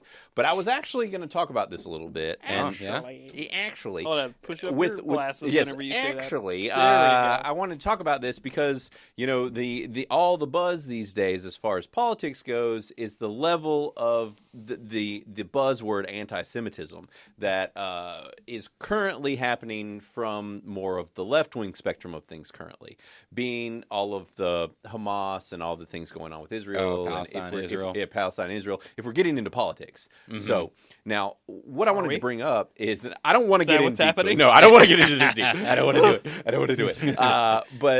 But what I wanted to bring up was the fact that this movie is not hardly showing, not the way that a normal blockbuster big budget movie by a lot of big names and everything would be right now, right? And this is a historical movie about Nazis and about the war, and right now we are in a scenario where one political party is extremely anti-Jewish, and this movie and that party happens to align with current Hollywood, and this movie is not getting a push to the point in which it is literally not showing in Canada. You cannot watch this movie in Canada, which is very much in alignment with the political party that we are talking about. It's a very Canadian thing. It is a very Canadian thing. What party are we talking about? The left. Is very considered to be currently very anti-Semitic with the current war that is going on, and that is the narrative that is happening. Okay. And so now this is not. I'm not giving personal opinions on any of these things. I am just let's back this straight up. Yeah, I'm just stating the current state of where things are. But so I do find we're reporting. Yeah, we're reporting on the news here, folks. Yeah, but that is interesting to me that this movie is not getting a lot of buzz. It's not getting a lot of press, and Hollywood as a whole is not pushing this film, and with the current narratives going on right now with politics. So I find it very interesting. So that's all I wanted to point out. I don't know what the case is. I mean, who knows? Maybe there's just not the money for this film to back it the way that it needs to be, and maybe that's all it is. What are you saying, that like Jews only like money? Is that what you're saying, Blaine? That is a discussion in this film. So, literally the discussion in this movie. We are talking about this movie, so yeah, it's just very interesting to me. I don't know. I'm just throwing this conversation out there. Well, I mean, that's why I was shocked when we found out this wasn't in Dolby. Right. I was like, oh, a Guy Ritchie action movie on a weekend. Jerry Bruckheimer. Other openers. Like, this is a Dolby movie for sure. Mm-hmm. And we were looking up times 2 days ago. And not much has come out either. Yeah, exactly. Like, Kong has been out for weeks. Like, there's, like, Civil War is not doing that great. Right. So it's really strange. It's sketchy to me, personally. Yeah. It seems a little weird. So that's all I'm going to point out. Yeah. I don't know. So I mentioned it. Space lasers. Could be. Yeah, space lasers. You know, that's all I'm saying. I mean, so a political bias, we'll say none, but maybe there's some political bias in the marketing of this film. Well, I didn't see anything in it. I didn't either. Whether there's anything on the back end, no idea. But in the actual movie, the plot... Right. It's pro the victors, right? Sure. I mean, but it's historically accurate. Well, funny though, it's almost anti-British also, because I mean, they had to fight off the British end. Well, it's anti-government, really. Not anti-government, but I don't know. It's kind of pro-government. It's highlighting that the government is the same regardless of where you are, which is, if you've traveled any amount. It's pretentious for me to say, but you'll see that people are the same, things are the same, no matter where you go. Whether you're in the U.S., which is probably the vast majority of our audience, you know that our government is corrupt as shit. And all governments people are greedy, but all governments are that way, and all people are. It's just humanity as a whole. So it's political, yes, but not biased anyway. It's just how this played out. Nature. Is what it comes down to. Right. So. And so as far as family friendliness on the slider, that's just a no. 100%. I mean, I'm showing this to my 2-year-old. I'm going 100%. Well, yeah, they'll forget. Well, like I said, it's not that gory. I mean, I'm just saying they pulled their punches. So go ahead. No, you said violence. I said no gore. Right. There's a very minimal. I do, but that is a complaint of this movie for me. Actually, I wish it had not. More gore. I did want more gore. Honestly, I really did. Could be a sociopath. I might be. All right. Yeah, but which is funny because typically, like when it comes to horror movies, and stuff, I'm like, we could pull back on this a little bit. Yeah. But when it's like blood, it's too much. Right. It's like when it's a war movie, I'm like, I want to watch people. I want to watch their teeth pulled out. Like I want to watch that heart ripped out of somebody's chest. I want to see someone pull intestines out of a butthole. Like that's what I want to see. The perplexity on your face.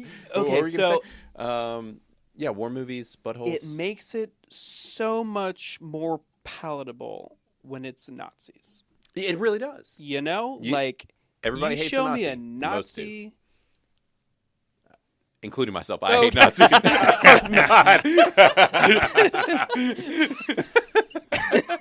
Thank you for that clarifier. That's what I was waiting for because it sounded like we were going to go in a different direction. Nope. Not that direction. Nope. Yeah. Just I'm saying some people that are of odd proclivities, are blonde fans. hair. No, do not. Blue eyes. Glasses. Could be. I don't know. Who knows? Some of them. Could be. All right. Let's talk about this in depth because I got other things. I want to get into the spoilers. Let's dig into it. So, guys, bail out now if you don't want this movie spoiled. We're gonna have fun, get into the nitty gritty, talk about what we really do and don't like about the Ministry of Ungentlemanly Warfare. I almost kind of wish it was just called Ungentlemanly Warfare, personally, but that's just a personal opinion and another qualm. Yeah. So, anyways, all right, spoilers, guys, from here on out. So yeah, I do have some complaints with this movie. Honestly, it wasn't firing on all cylinders for me. Okay. Like I said, as far as I did have some issues with acting. The cast. So you didn't enjoy... Yeah. My man. So Mr. Heron, played by Babs, and also Till Schweiger's character, who was our King Nazi. Both of those characters and actors I did not like. I did not like their acting. I did not like their delivery. I felt like Till, they both felt like they were acting. I don't know. It just didn't feel good to me. I didn't like either of them. They were my least favorite parts of this movie. But then also any of the parts with Eiza Gonzalez, her character, and then just everything going on with the others, or with Babs' character and Till's character, just the three of them, they kind of had their own plot line going on separately. Yeah. Every time their stuff came up, I just did not care. I was like, I don't want to see this. I want to see the homies. I want to see the dudes wrecking shit and killing people and just the action stuff. It was all I really liked in this movie very much. The subplot, I just didn't care. It definitely was the best part of the movie. I will say, it's just the violence against Nazis. Right? Yeah. It's great. Really, we all just want to watch Nazis get murdered. Yeah, right. So I understand that portion of it. I wouldn't say that it was bad. It didn't actively turn me off from it. I wasn't like, oh God, get this over with. I enjoyed. He is a fantastic actor. I've loved him in the other thing. I can't even think of what it was. Which one? Babs or Till? The Nazi? The Nazi guy? No. Babs. No. The black dude? Yes. Yeah. His real name's Till. Babs. Oh. Yeah. I thought her name is Barbara in the So he was in Dune, actually. We recently saw him in Dune. Huh. And he's the guy who dies at the... Right. He gets killed in the first episode. Yeah. Okay. But he was in Wrath of Man as well, so he's clearly on Guy Ritchie's list. Yeah, he's become one of Guy Ritchie's bunch. He's been in Strange New Worlds, the new Star Trek show, and he's on Sneaky Pete, which I love. And if you've never seen Sneaky Pete, watch Sneaky Pete because it's the shit. But anyways, but I just enjoy him as a character, as an actor. Right. I don't know. There's something about him that even if I can understand where you're coming from. His delivery, where it can be very dry and monotoned. Yes, but there's something about that I respect and I like in that scope. Right. So it fits a certain category. And I like it. And he does it so well. And so, I actually did enjoy that side story because you got the bros. Right. And they're all unhinged. You know, they are ungentlemanly. They're the ministry of being crazy. Right. Where then you had these other characters, which are probably more the realistic people, which, I mean, yes, this is all based on people, but they're the straight-laced, we're doing our mission. Right. And so that's why I liked him. And then I actually enjoyed the Nazi because he felt like you did. What's his fame?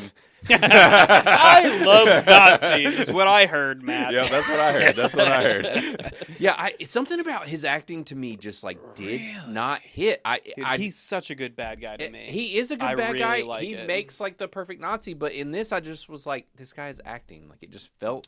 Really? Like he was acting to me. I don't know why. I don't know what it was. He felt German. He did feel very German, but it just, I don't know. Yeah, he didn't do it for me. I don't know. I kind of actually wish they'd shown his sadistic side a little more. Right. What you're talking about being a little more gory, they did just kind of show sort of him washing his hands. Right. And then they showed that woman like hanging from like her wrist. I'm sure she was dead. Yeah, seemed like she seemed flayed. Yeah. Yeah, I think she was just beat. Probably. To me, it was just that she was beat to death. Yeah, something. Her But either way, this body guy was covered with very blood. sadistic. Yeah, but like not that bad.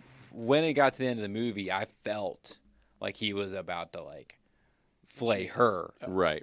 Because when he was like, "Wait, she said a Jewish word." Right. I'm gonna fucking kill her. Also, just to comment on that, like. She speaks multiple languages. She speaks German, obviously. She speaks English. Right. Like, Yiddish is like a subset of a language, but you could consider it being a language. So there's not like, just because she speaks a language doesn't mean that she is that. Well, but to the she Germans, alluded to him as well.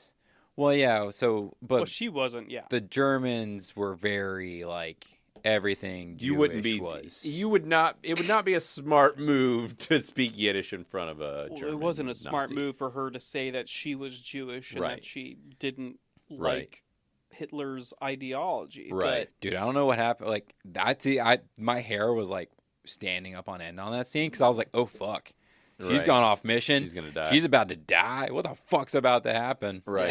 I don't know. It was a tense moment. Yeah, it was, and I don't know what it was. There were certain scenes like that in this movie that just didn't really land for me. Yeah, and I don't know what it was. I think it was just all those scenes with her and like these guys. I just didn't like. I don't really know what it was or why. Like I think it was just that I liked the other stuff so much, and I wanted to see those guys, and I liked these actors that like. Anytime that they weren't on screen, I just didn't really. I don't know. I just kept wanting it to come back to them. So yeah, look, I don't know. Yeah, we're coming back to hate women. Like, right. That's what it is. It's clearly it's a theme with me. We try to escape it, but then Blaine brings us back in. And it's just I don't know what it is. My hatred. I know. This woman that's on screen. Really, what it is I just want to see buff dudes, like just really ripped, strong dudes, like just oiled up in blood. Yeah, just all oily and not violence though, and sweaty. Could be more. Yeah, I want that. Could be more gore. Yeah. Yeah, more gore, more sweaty dudes covered in blood. That's what I want. Yeah, I mean, I don't know. Weird. Yeah, it's just I will say, not to interrupt. No, you're just good. They were the peak of the movie for sure. Like their interactions with each other, and the fact that oh god, I can't remember. Cavill? Yes, Cavill literally seemed like he was enjoying. I mean, obviously he was having so acting. much fun. And who knows? He could just be acting the whole time and hated this movie. But it seemed like he was actually having fun. I think he was acting that part so well. It really, to me, felt like he was like, no one lets me play like this. Yeah. Like Guy Ritchie let me play, and he's playing. That's what it felt like. Yeah. And there was something refreshing about that. Yeah, he was just like shooting Nazis, and every time he shot one, he was just like, ha ha ha. Right, yeah. It was just constantly. Like, yeah, that's a great feeling to have. Right. Like, I'm a pacifist, and I would hate to probably kill somebody, but if I had to kill somebody, I would love for it to be a Nazi. Right. Like, that's pretty much, it's the top tier. Actually, I feel like personally, Alan Ritchson kind of got too much screen time compared to the rest of the guys. He really was like that. He kind of stole the show, and his character really like ran this movie. And I felt like he took some of the shine from Cavill even. I'm not mad about it. I'm not mad about it. He did a good job, but I feel like loved him in Reacher. I wonder if that was based on the real life person, right? And that's why they had to go with it. I always like. So this is one of those movies where I really pondered during the movie. It's like, what is factual and what is not? Right. Because, I mean, obviously this mission really happened. These people really existed. They were clearly not going to be this buff and sexy in real life. Like, oh, yeah. Right. Do not believe it at all. You see that at the end of the movie. You do. Oh, yeah. The regular They look like dudes. the most regular dudes ever. And yeah, I mean, Henry Golding's character, I just really wanted more of him. Like, I thought he was really cool. Who dat? The Frogman. And I just like that actor. Like, I felt like he got the shaft. There was the Apple character. He didn't get a whole lot to work with. I didn't care for. He was my least favorite. Right. Well, we didn't give enough of him. Well, no, it wasn't that we didn't see enough of him. I just didn't enjoy his character very much. Like, they made it out to be like he was this super brilliant. Well, he just had one good plan. Yeah, well, he was the planner, right? Yeah, right. So he wasn't the face or the personality of it. So I think it was also he was just an extra set of reliable hands, right? And that's where I kept coming back with in this movie. A lot of my complaints, I'm like, well, is this just because this is factually what happened? Right. Like, there we have to save him, and he just ended up being the extra set of reliable hands. Plus, he came up with an idea or two. Right. Yeah. Or is that Guy Ritchie slipping? Right. Yeah, I don't know.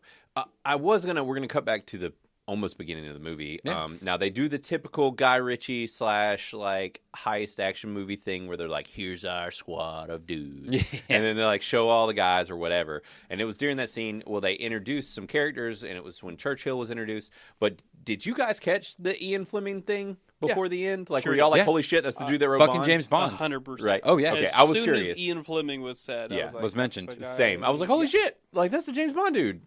Because we all know that he was like in the war, and it's cool to know that he was actually part of this. And not only that, but then when the movie ends, we find out that it's like, I think either Henry Cavill or Ritchson, I think it was Henry Cavill's character. I think so. Is who he based Bond off of.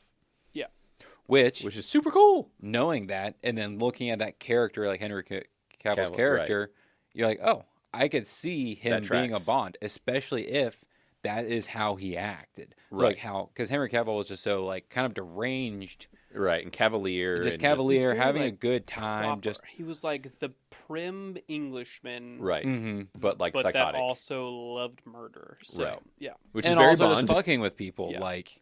You know, the cigar scene where he like went and pocketed the cigars and lighters and stuff, and then he offered it to the guard and then just like didn't give it to him. Right. Yeah. Okay. There's so much funny in this there movie. is. I chuckled a lot. The opening scene is excellent. When they're just kind of pretending to be like this gay couple on a boat, and like they're just like, oh, we're just having some snacks on this boat and fucking each other pretty much. Like, he likes I'm still not sure how Ritchson's character wasn't gay. He might have been, or if he was just fucking with everybody. I don't know, because he was collecting hearts, so maybe he just leaned into being a lover, eccentric. Yeah, he was clearly absolutely bonkers, and the whole bow and arrow thing was super fun that they did with him.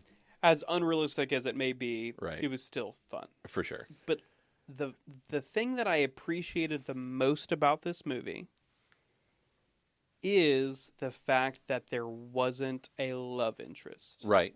I adored that they didn't make it like the chick in the movie ended up with the lead in the movie. Right, which I think happened in real life. Right, which is that makes it even better because they mentioned in the credits, the post credits, where they're like, "Oh, he actually ends up marrying her," and they had the amount of interaction they had in the movie is all of 1 minute, right? Where it's at the end and it's just like, in the very beginning, also. Also, for me, it was kind of weird because that was a weird thing at the end of the movie where it acted like Henry Cavill's character knew her kind of well, and it felt a little weird because you're like, this guy doesn't know her at all. He's been with her for like 3 seconds. He's been in prison, and she was an actress-singer who was working with the Secret Service of the SSA, or the SAE, I think? Yeah. Whatever it was. There was SAS. They gave several lettered. So many acronyms. Or numbered. Right. So, lettered. But yeah, it's like he was in prison, and they brought him out for this special service, and then she was an actress-singer, so it's like, how did they know each other? Right. It was that was a weird scene at the end. But I mean, it was a very minimal thing as far as him being like mentioning or commenting on her personality as if he knew her. So I mean, maybe there was something that we missed clearly in the story, but I love that there wasn't a love interest in it. Yeah, that this was purely focused on just violence. The events. Yeah, right. And so now, how did y'all feel about like the overall story? Because for me, there were bits where like that's where it kind of felt. I don't know if it was just the mood I was in or like how he set this movie up or what. But for me, it was that like the bits those slower bits when they were explaining what was going on with the other characters, it just kind of felt bogged down to me. Did y'all like the progression of this story and where it went? Because for me, I just wasn't crazy about how they were explaining. It just felt like every time they needed to explain what was going on in the war or what they were trying to do, it felt like the movie stopped because the action scenes were so robust. I liked them because I think one of my beefs with like the John Wick movies is that it is nonstop action with not enough like background stuff. Right. Where I did like them being stopped. Like, they didn't stop, but they would just be like, "This is what's happening in the war room," right? Kind of deal. So we have some backroom politics, which also put another level of like, concern on the troops. Okay. Because it was like, well, you guys are all about to either get captured by both sides, or you will be captured and hung, or tortured, or you guys are all going to get fucked, even if you're successful. Like, well, and I mean, really, this whole plot was about. That was what I was a little bit confused about too, because obviously it was about these boats and the fact that these subs, boats, whatever, boats that just like wrecked everybody's shit basically in the war. Well, those are subs. Right, the subs. Right. But that was the interesting thing. That was what I was a little confused about at the end. It was about the U-boats, but then they steal a boat, not a sub, right? So the boat was a supply ship.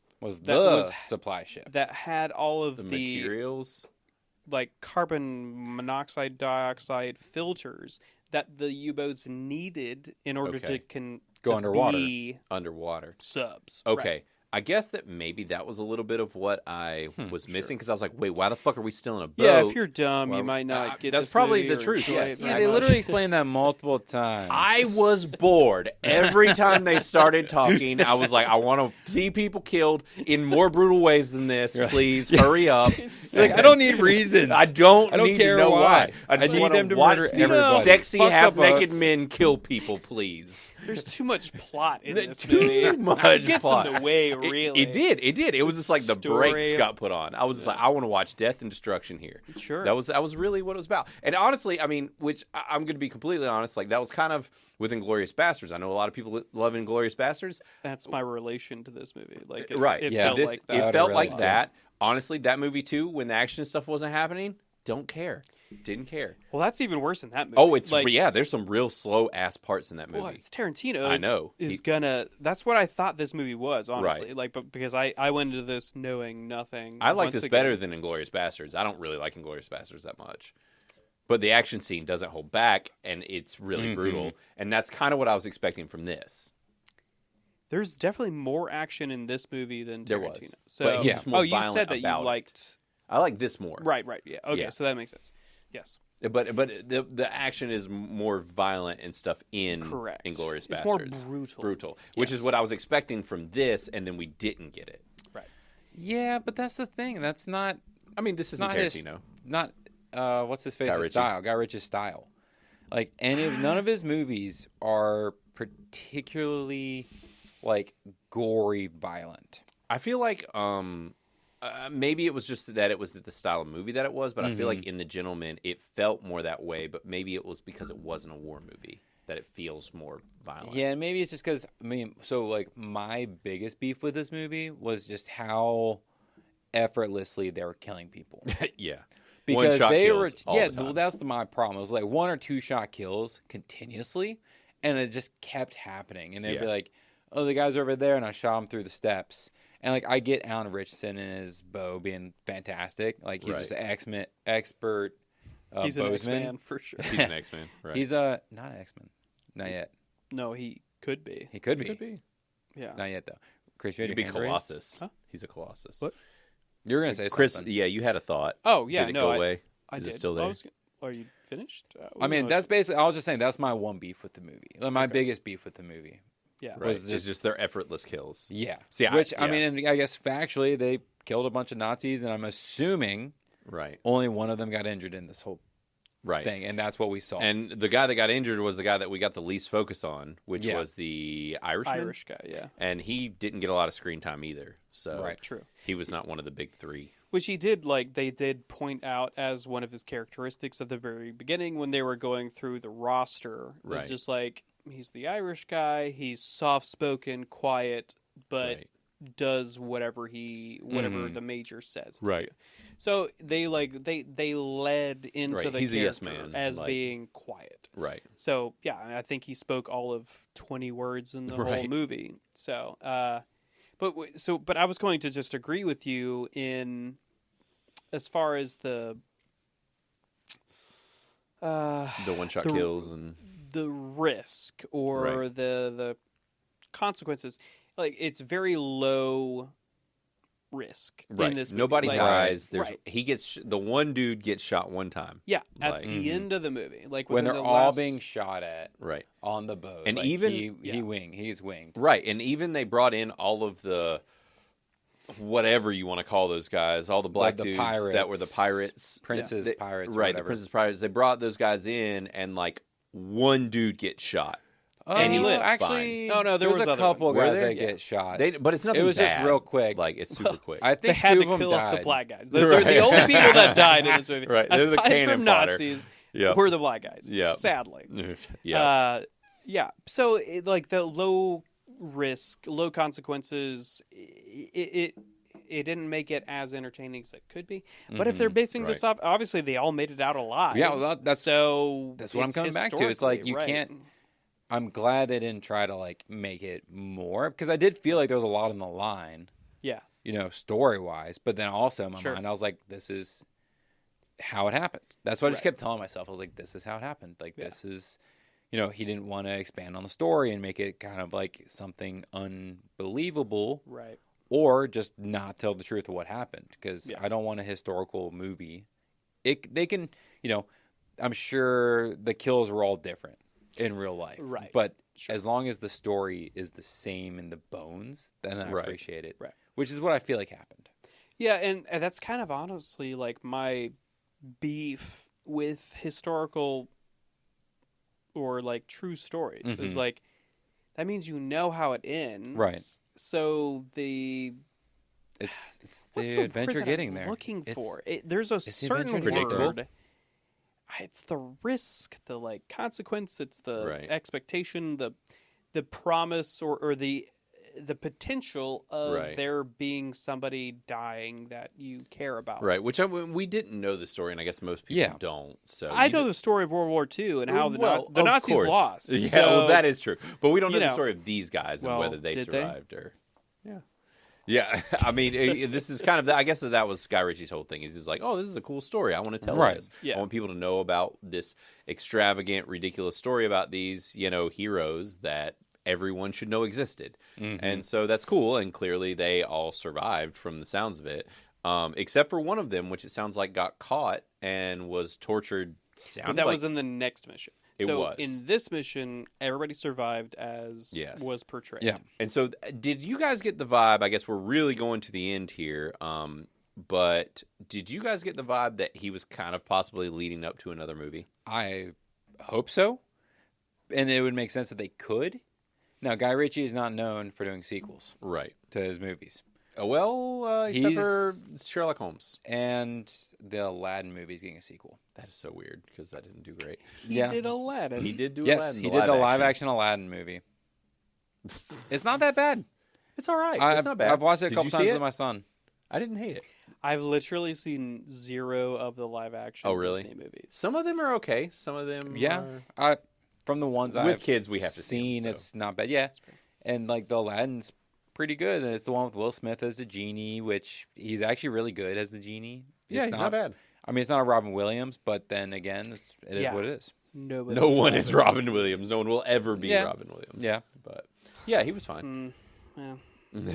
I'll never watch it, probably, but we'll see. I mean, I would love to see him go back to Sherlock Holmes, because the Sherlock Holmes movies are the shit, and I love them so much. But I mean, and Robert Downey Jr. was great in that, and it, him and Jude Law were great. And that's hands down my favorite Sherlock Holmes representation on film. Right. And I would love a third one, but they keep saying that between Robert Downey Jr. and Jude, that they're too busy and all the separate projects to like pin down a third movie recently. He's been doing Marvel stuff. Jude Law. Yeah, he's Black Panther. He was like he's the no. only... You're talking about. No, I absolutely am talking about Jude Law. I'm sorry, Jude Law's in Black Panther. Is Black Panther? He's not Black Panther. He's in the Black Panther movies. He's the only white guy. No, that's not. You're talking about Frodo. Andy Serkis. No, it's not Jude Law. And no, yes, don't take that tone with us. You're wrong. What? You're wrong. Is it not him? Oh no, you're right. I know. Yeah. Do you know right. who Jude Law is? You're right. No, I'm thinking of Martin Freeman. You're thinking of Martin Freeman. They're like the same. Oh, which it's because they play the same character. They do. Between Sherlock, they play the same character. And sorry, that was definitely Wow, racist. All white people are the same. I'm sorry. All English. All Englishmen look the same. Jude Law, friggin' Martin Freeman, same person. It's true. Wow. That is really wild that happened in my brain. But I mean, they played the same character. They do. So. They both play Watson. Yep. Yeah, they play Watson. Sure do. Yep. Hey, that's life. It happens. It happens. Sorry, guys. Okay. I got you mixed up. Jude Law has been doing some stuff, though. Tell me. I am going to look right now. I don't really like the way that our database, personally, I need to reorganize how we put folks when their movies actually get broken down within Critic List, because right now it kind of puts it towards like appearance, so a lot of talk shows and stuff rank higher, but he was in Captain Marvel and the Marvels. That's actually what I was thinking of. Okay, so he has been doing Marvel. Two of them I've never seen. He did the new Pope recently, and Pope? Yeah, the new Pope, and he's been doing the Harry Potter, the Dumbledore. He was playing Dumbledore. Oh yeah, but that's been a while. Yeah, that's he's been doing some things here and there, but not a ton. Right. But they could come back to it now. They could. I mean, both of them aren't that busy, busy as they were. Robert Downey like Jr. has been ago. Teasing to come back as Iron Man already. So hope not. Marvel's drowning. They don't know what to do. Bring Iron Man back quick. You know what they need to do? What's that? More women. More women. Focus more on the I think female they should make it a woman and make her gay and lame. Is what they should do. They've already done that. So. No, more of it. More of it. So double down. Yeah. Yes. I think we should just double down. I mean, clearly it's working. So, I mean, really. So, is there anything else you want to dig into in this movie or talk about? I mean, it's not overly complex. I mean, it's there are a lot of fun moments. It's kind of like action, downtime, action, downtime, action, downtime, kind of as the movie goes. Yeah. And it's you're either going to like that or you're not. I don't think that this is Guy Ritchie firing on all cylinders. But it's decent, and this is not a bad movie. I had higher hopes, but it's not bad. Yeah, it's a fun movie. That's where I was having such a conundrum of just like, I enjoyed this movie, I liked it, but I know that it's not a good movie. Like it doesn't do anything new, right? And I think that kind of can be a limitation for historical or true story, stories. Just you're limited, obviously, in what you can portray, and the scope of surprise and intrigue and stuff. So I don't know. It's a weird balance of just. But it's one of those things where we didn't know how the story was going to turn out for that group of guys. The Nazis are beat, and we would assume they got the ship out. Right. But we didn't know they would all make it out. We didn't know they'd all make it. We'd know that they succeeded, probably, because they're making a movie about it. But, we don't They're not going to do it about a failed mission. They could have. That would have been some shit. It would have probably, honestly, made it better if some of them died. You're right. Probably. But that's not real life. But, so. Right. Which is weird to say. Storytelling would be better normally, if they all died. But that's not how real life works, but. Okay. Yeah. Normally that they all don't survive. Die.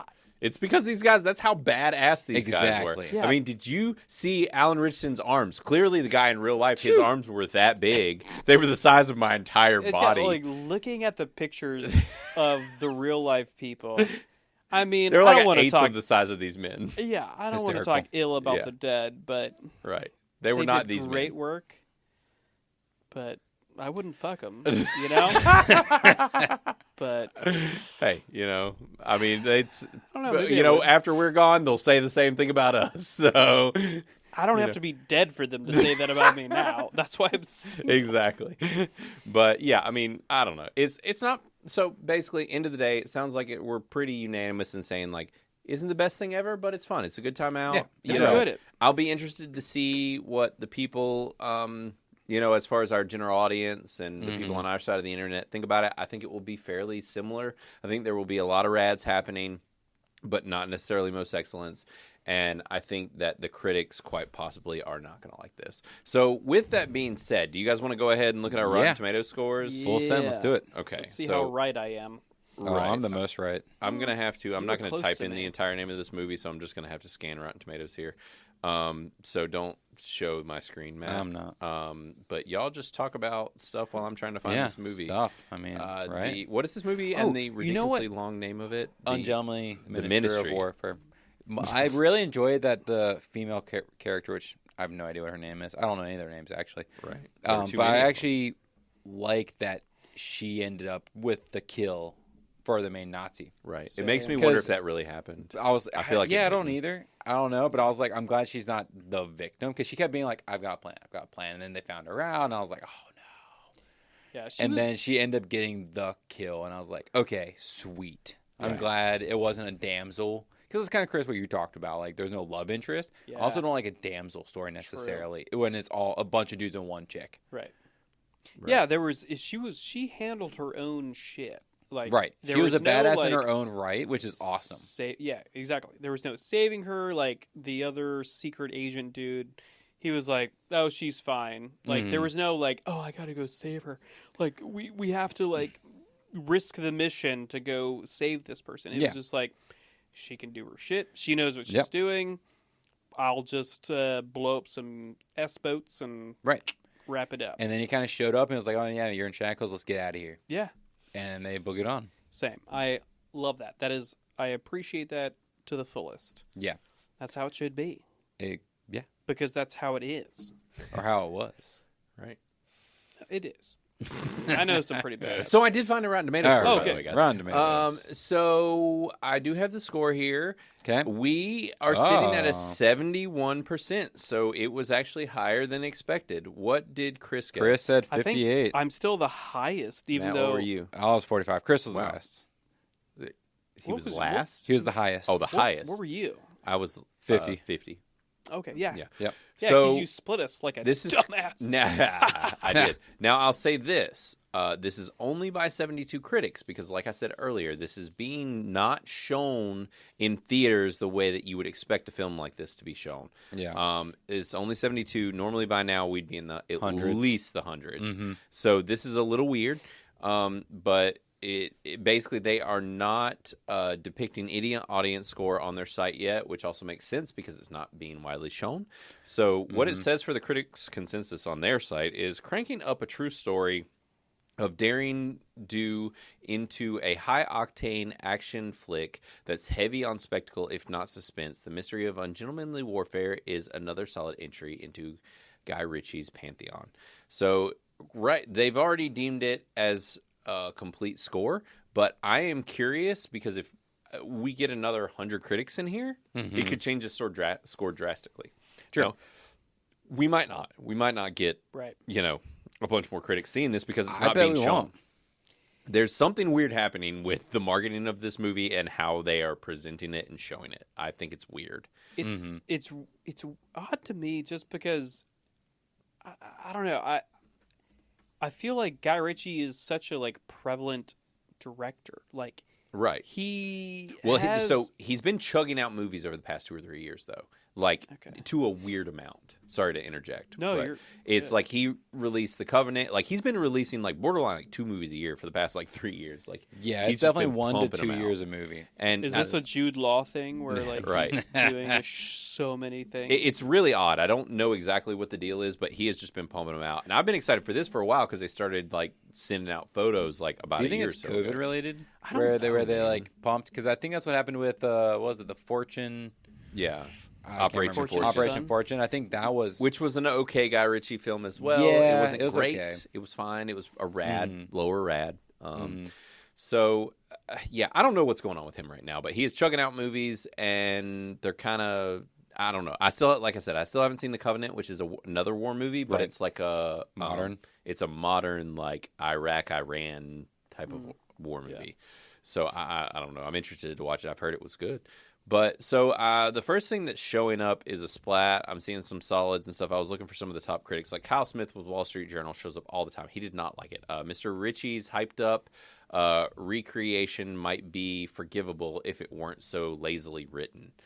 I don't know about lazily written. I mean, I guess I'm not crazy about the way that they did this because it did feel like it stopped every time it came to the other side of the stories. But maybe that's just me.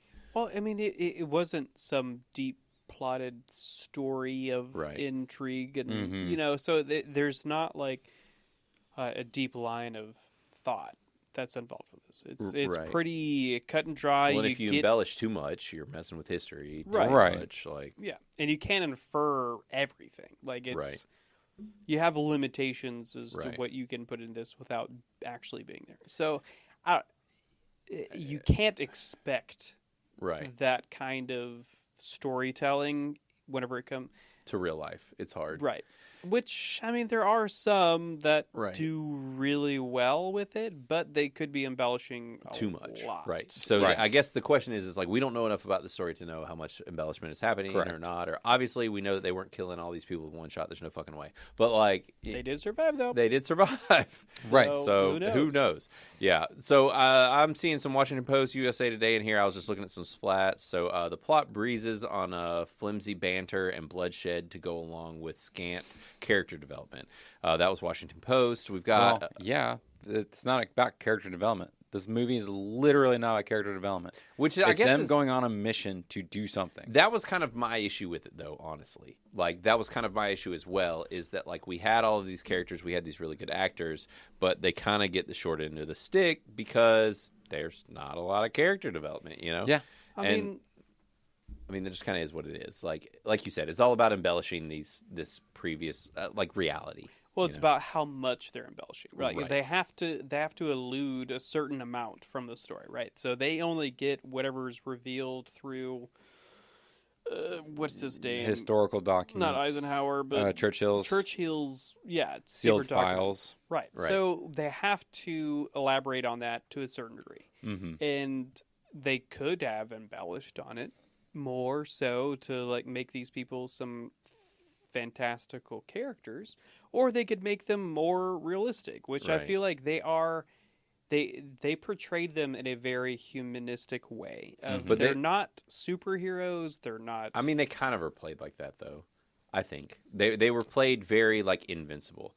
Well, I mean that is one of the downsides that we pointed out, and that's actually there's a review right here that points that out as well. It says, "Thing is, there aren't a lot of stakes to relentless hyperviolence, where every character more or less moves through the movie with an air of supreme confidence.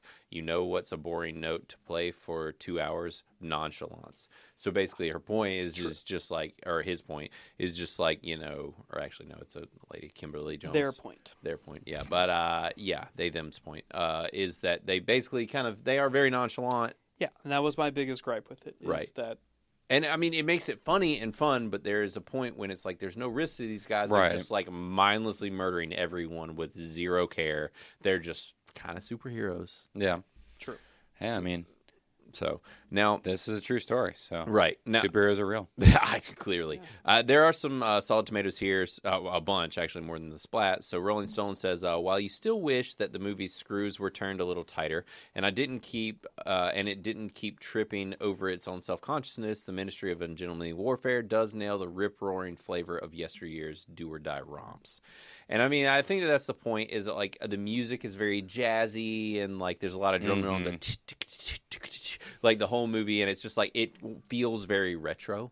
Yeah, like, and I think that they wanted you to feel that like that very the United Powers like taking on the Nazis with zero effort. Like that's what he wanted you to feel in this movie. And it was like, this was an awesome movie where they achieved it and they did everything perfectly and they ran into problems, but they still just kicked ass. And that was what he wanted you to feel. Yeah. And that's either going to come across a little too on the nose or you're going to like it. True. So, I mean, IGN here, we've got Matt from IGN. He says, the Ministry of Ungentlemanly Warfare is a solid Guy Ritchie take on World War II that tells an incredible sort of true story that's plucky, punchy, and quite entertaining. And I mean, there's a lot of people here who like it. It sounds like it's just, this is fun and quirky and, a little over the top, but it's a good time. Yeah. It sounds like most solid time. Yeah, I'm just glad that the critics liked it. Right. For the most part. Yeah, dude, I'm actually surprised. Same. Like, Same. obviously, we all guessed way lower. I was the highest with a 58 for the critics. Yeah. I could have swore that they were really not going to like this. I mean, not like it was going to be a very mediocre, just like this is a movie kind of a situation. Right. So we have gotten one more review. Actually, Alex from Salty Nerd saw this. He gave it a 58. He has seen this since we've started. He's a critic. Yep. Well, he is technically. No, that's what I guessed for critics. Sorry. Right. So our current score, it's not settled yet. We only have 7 people. We are starting to now. I guess this is a hot story for you guys to know is that breaking news here is that we have officially pulled the trigger on making it to where unless you have left 10 reviews or if there's 10 audience reviews, you will not get a score from us. So once we hit 10 reviews, then the score will appear. So right now we're at 7, so we should have an audience score that will display soon. But Alex just dropped his. He gave it a 58. It sounds like he thinks it's fun. But he said it's like Call of Duty with God mode activated. Call of Duty. Call of Duty. But he said it's kind of like Call of Duty with God mode activated. And yeah, it is. That's what we're talking about. Like, it's cool and fun to see that, but like also it's kind of ridiculous. Like he points out that like it's like they're fighting a bunch of brain dead NPCs, and that is kind of what it's like. Mm-hmm. It's not perfect. Now, Odin is very harsh. OMB reviews. He's typically very brutal on movies. He gave it a 65, so he didn't hate it, but he's right there with us. But good job, Odin. But he's also saying that it's not one of Guy Ritchie's best films, but that, Cavill shines, and so does the supporting cast. And, it's fun, but not necessarily rewatchable. We got Banjo Sandwich, who's always reviewing in here, and Mr. Know-It-All. They both gave it most excellent. Banjo gave it 100. Wow. So Mr. Know-It-All gave it an 88 and has already reviewed it. And since Corner gave it a 77, so we've got some rads in here. Mm-hmm. John Parks gave it a 70. So it sounds like averaging a rad currently. It's currently averaging rad. I don't know the exact score because we aren't displaying it yet. But that's where we're sitting, and I think that it will probably stay in rad territory for sure. I don't think that it will ever move into most excellent. No, at any point. Yeah, I don't think so. I don't think it'll drop into decent though either though. No, rad is 100% where it should be. Yeah, and will stay. Yeah, I agree. So that's pretty much our consensus of this movie. We didn't have to roast any tomatoes here, really. We're actually kind of surprised and impressed that, by and large, most of them are like it. They did better than I thought they would. They did. Yeah. So good job, guys. I am still very curious why this movie is not being shown to many theaters and is not showing in the premium theaters, that it's not being marketed very much. Yeah. It's just kind of weird. That's how it goes sometimes. It does. Yeah. So I guess we'll see after the end of the weekend. It's an interesting time because it doesn't have much competition. So I feel like it should do well. Like Civil War is technically the highest grossing movie right now, but it's not doing gangbusters for the month. No, just for the past week. Okay. Civil War is doing the best. So, but it's trending. I do want to see that. So, yeah, I'm curious. I want to see it. Our audience is pretty split on it. Yeah. But it's still sitting in the rad territory currently. Mm-hmm. So, I am curious to see where Civil War lands too. We would have reviewed it last week, but I was gone. So, if you haven't checked out our Ghostbusters review, I actually personally think that this might be our best review since starting the YouTube channel. It's our Ghostbusters I think so, review. I think it was the most fun we had. And I think it was the most actually concise, most fun we've had. It was the most off the rails, but it was also a pretty solid review. I had fun doing it. And next week, we are going to be reviewing, what do we know? Boy Kills World. Boy Kills World. Yeah. Yes, which is kind of a 80s, 90s retro throwback action flick starring Bill Skarsgård. So that's going to be fun. So make sure to check in next week. And we're not going to have Mr. Verlack joining us. He's going to be out of town. Yep. So there might be a special guest. There might be. I'm working on that currently, so we'll see what shakes out. I haven't heard anything yet. So, not confirmation yet. So we'll see who pops in, if anyone, or maybe Chris will be the special guest. No. It'll be a cousin or something. Yeah, a cousin. Yeah, sure. A cousin will show up. Yeah. So yeah, it'll be interesting to see what happens next week at the very least. And it might be a hot mess because Matt's not going to be running the control panels. So we'll see how well. Or it'll Chris go so smooth. Yeah, and there won't be any technical difficulties. You guys cannot do this without me. Right. If you've seen every problem we've ever had, just know it's Matt's fault. So it's called a learning curve. And I've been doing the learning, you guys have not. Yeah, that is also very true. Have fun. We are fools. Yeah, we are. So, but it's still Matt's fault. So, no, it's. I'm curious to see how Matt and Chris and I handle this next week. So, anyways, I guess that's it. We can do our send-off songs now. If you didn't know, what we do every week is we send you guys off with 3 songs, one from each of us. It's just stuff we've been listening to lately, or maybe something that's applicable to the film, but probably this week not. So I guess, guys, I'll start with y'all and we'll end with me. So, Chris, what is your send-off song and how random and weird is it? And how has 5 people listened to the song before you? There's 5s of people. 5s of people that have listened to this song. It's by a band called Cold Fronts, and the song is called "Fool for You." "Fool for You" by Cold Front. Number 4 and the letter U. Cool. And what kind of music is this? It is. Oh God, why are you putting me on the spot? My memory. Indie. Just say indie, and then you're safe. It's all genres. It is indie for sure, but there is a specific one. I just can't remember what it falls into the category. So I'm sorry. Just listen to it. You'll figure it out. Cool. Okay. Yeah. Nice. So, Matt, what do you have? So, this is a song called Castle of Glass by Linkin Park. Okay. And it was off an album I just didn't listen to. Like, I've always listened to Linkin Park. It's like one of my favorite bands.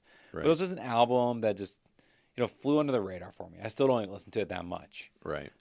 And this was just like their big song off of it. And I've just been listening to it a lot more. Okay. Yeah, and it was like post Chester kind of losing his voice. Right. So it's not a lot of screaming. It's not one of the more like hardcore, more metal-y songs. It's more of just a sing song. Yeah. Cool. I don't know how to describe their later music. No, yeah. No, I get what you mean. Yeah.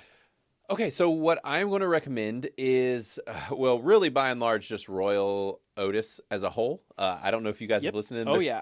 They're so good. They're literally never heard of them. So good. It's good. Royal Otis is great. If you haven't listened to them, check them out. They just recently did some songs that were like live that are really good. They did Murder on the Dance Floor, which is a remake of a song. But actually, the song I want to recommend, I've listened to it for a long while, is called Oysters in My Pocket. It's one of my kids' favorite songs. They always ask to listen to Oysters in My Pocket. So it's just really fun. These guys are, I don't know, it's like an indie retro pop kind of a vibe. They're good. I mean, they're really blowing up right now. I mean, it's literally like 4.6 million monthly listeners. Like, wow, really? Yeah, they're freaking huge right now. Actually, they're going to be in Raleigh in like a couple weeks, so I mean, we could technically see them. But yeah, they're good. Royal Otis is great. Check them out. But Oysters in My Pocket is the jam that I am giving you guys for this week, and they have a new album out that's the shit. All the songs are very good. So it's good stuff. Check them out. But guys, that is your send-off songs for the week. And as far as next week, like I said, we're going to be doing Boy Kills World, the new film starring Bill Skarsgård, and that should be a lot of fun. It's very on brand for Criticless as a whole, so it's going to be fun to review. And it might or might not be a hot mess with Chris and I at the helm. So we'll see what happens there. It will 100%. There's the hottest mess. Yeah, the hottest of messes. So, guys, thanks again for joining us as always. And once again, please just download Criticless on your app stores. Make sure to rate and review us and like and subscribe and follow all that fun stuff on our YouTube channel. And just go visit the site and say what's up and go follow all of us. I am at Blaine. Chris is at Crisco, correct? Yep. And Matt is at Slipping Into the Void. Yep. And so make sure to go follow all of us on Criticless. And until next time, guys, this has been a blast. We will see you later. Deuces. Later, everybody.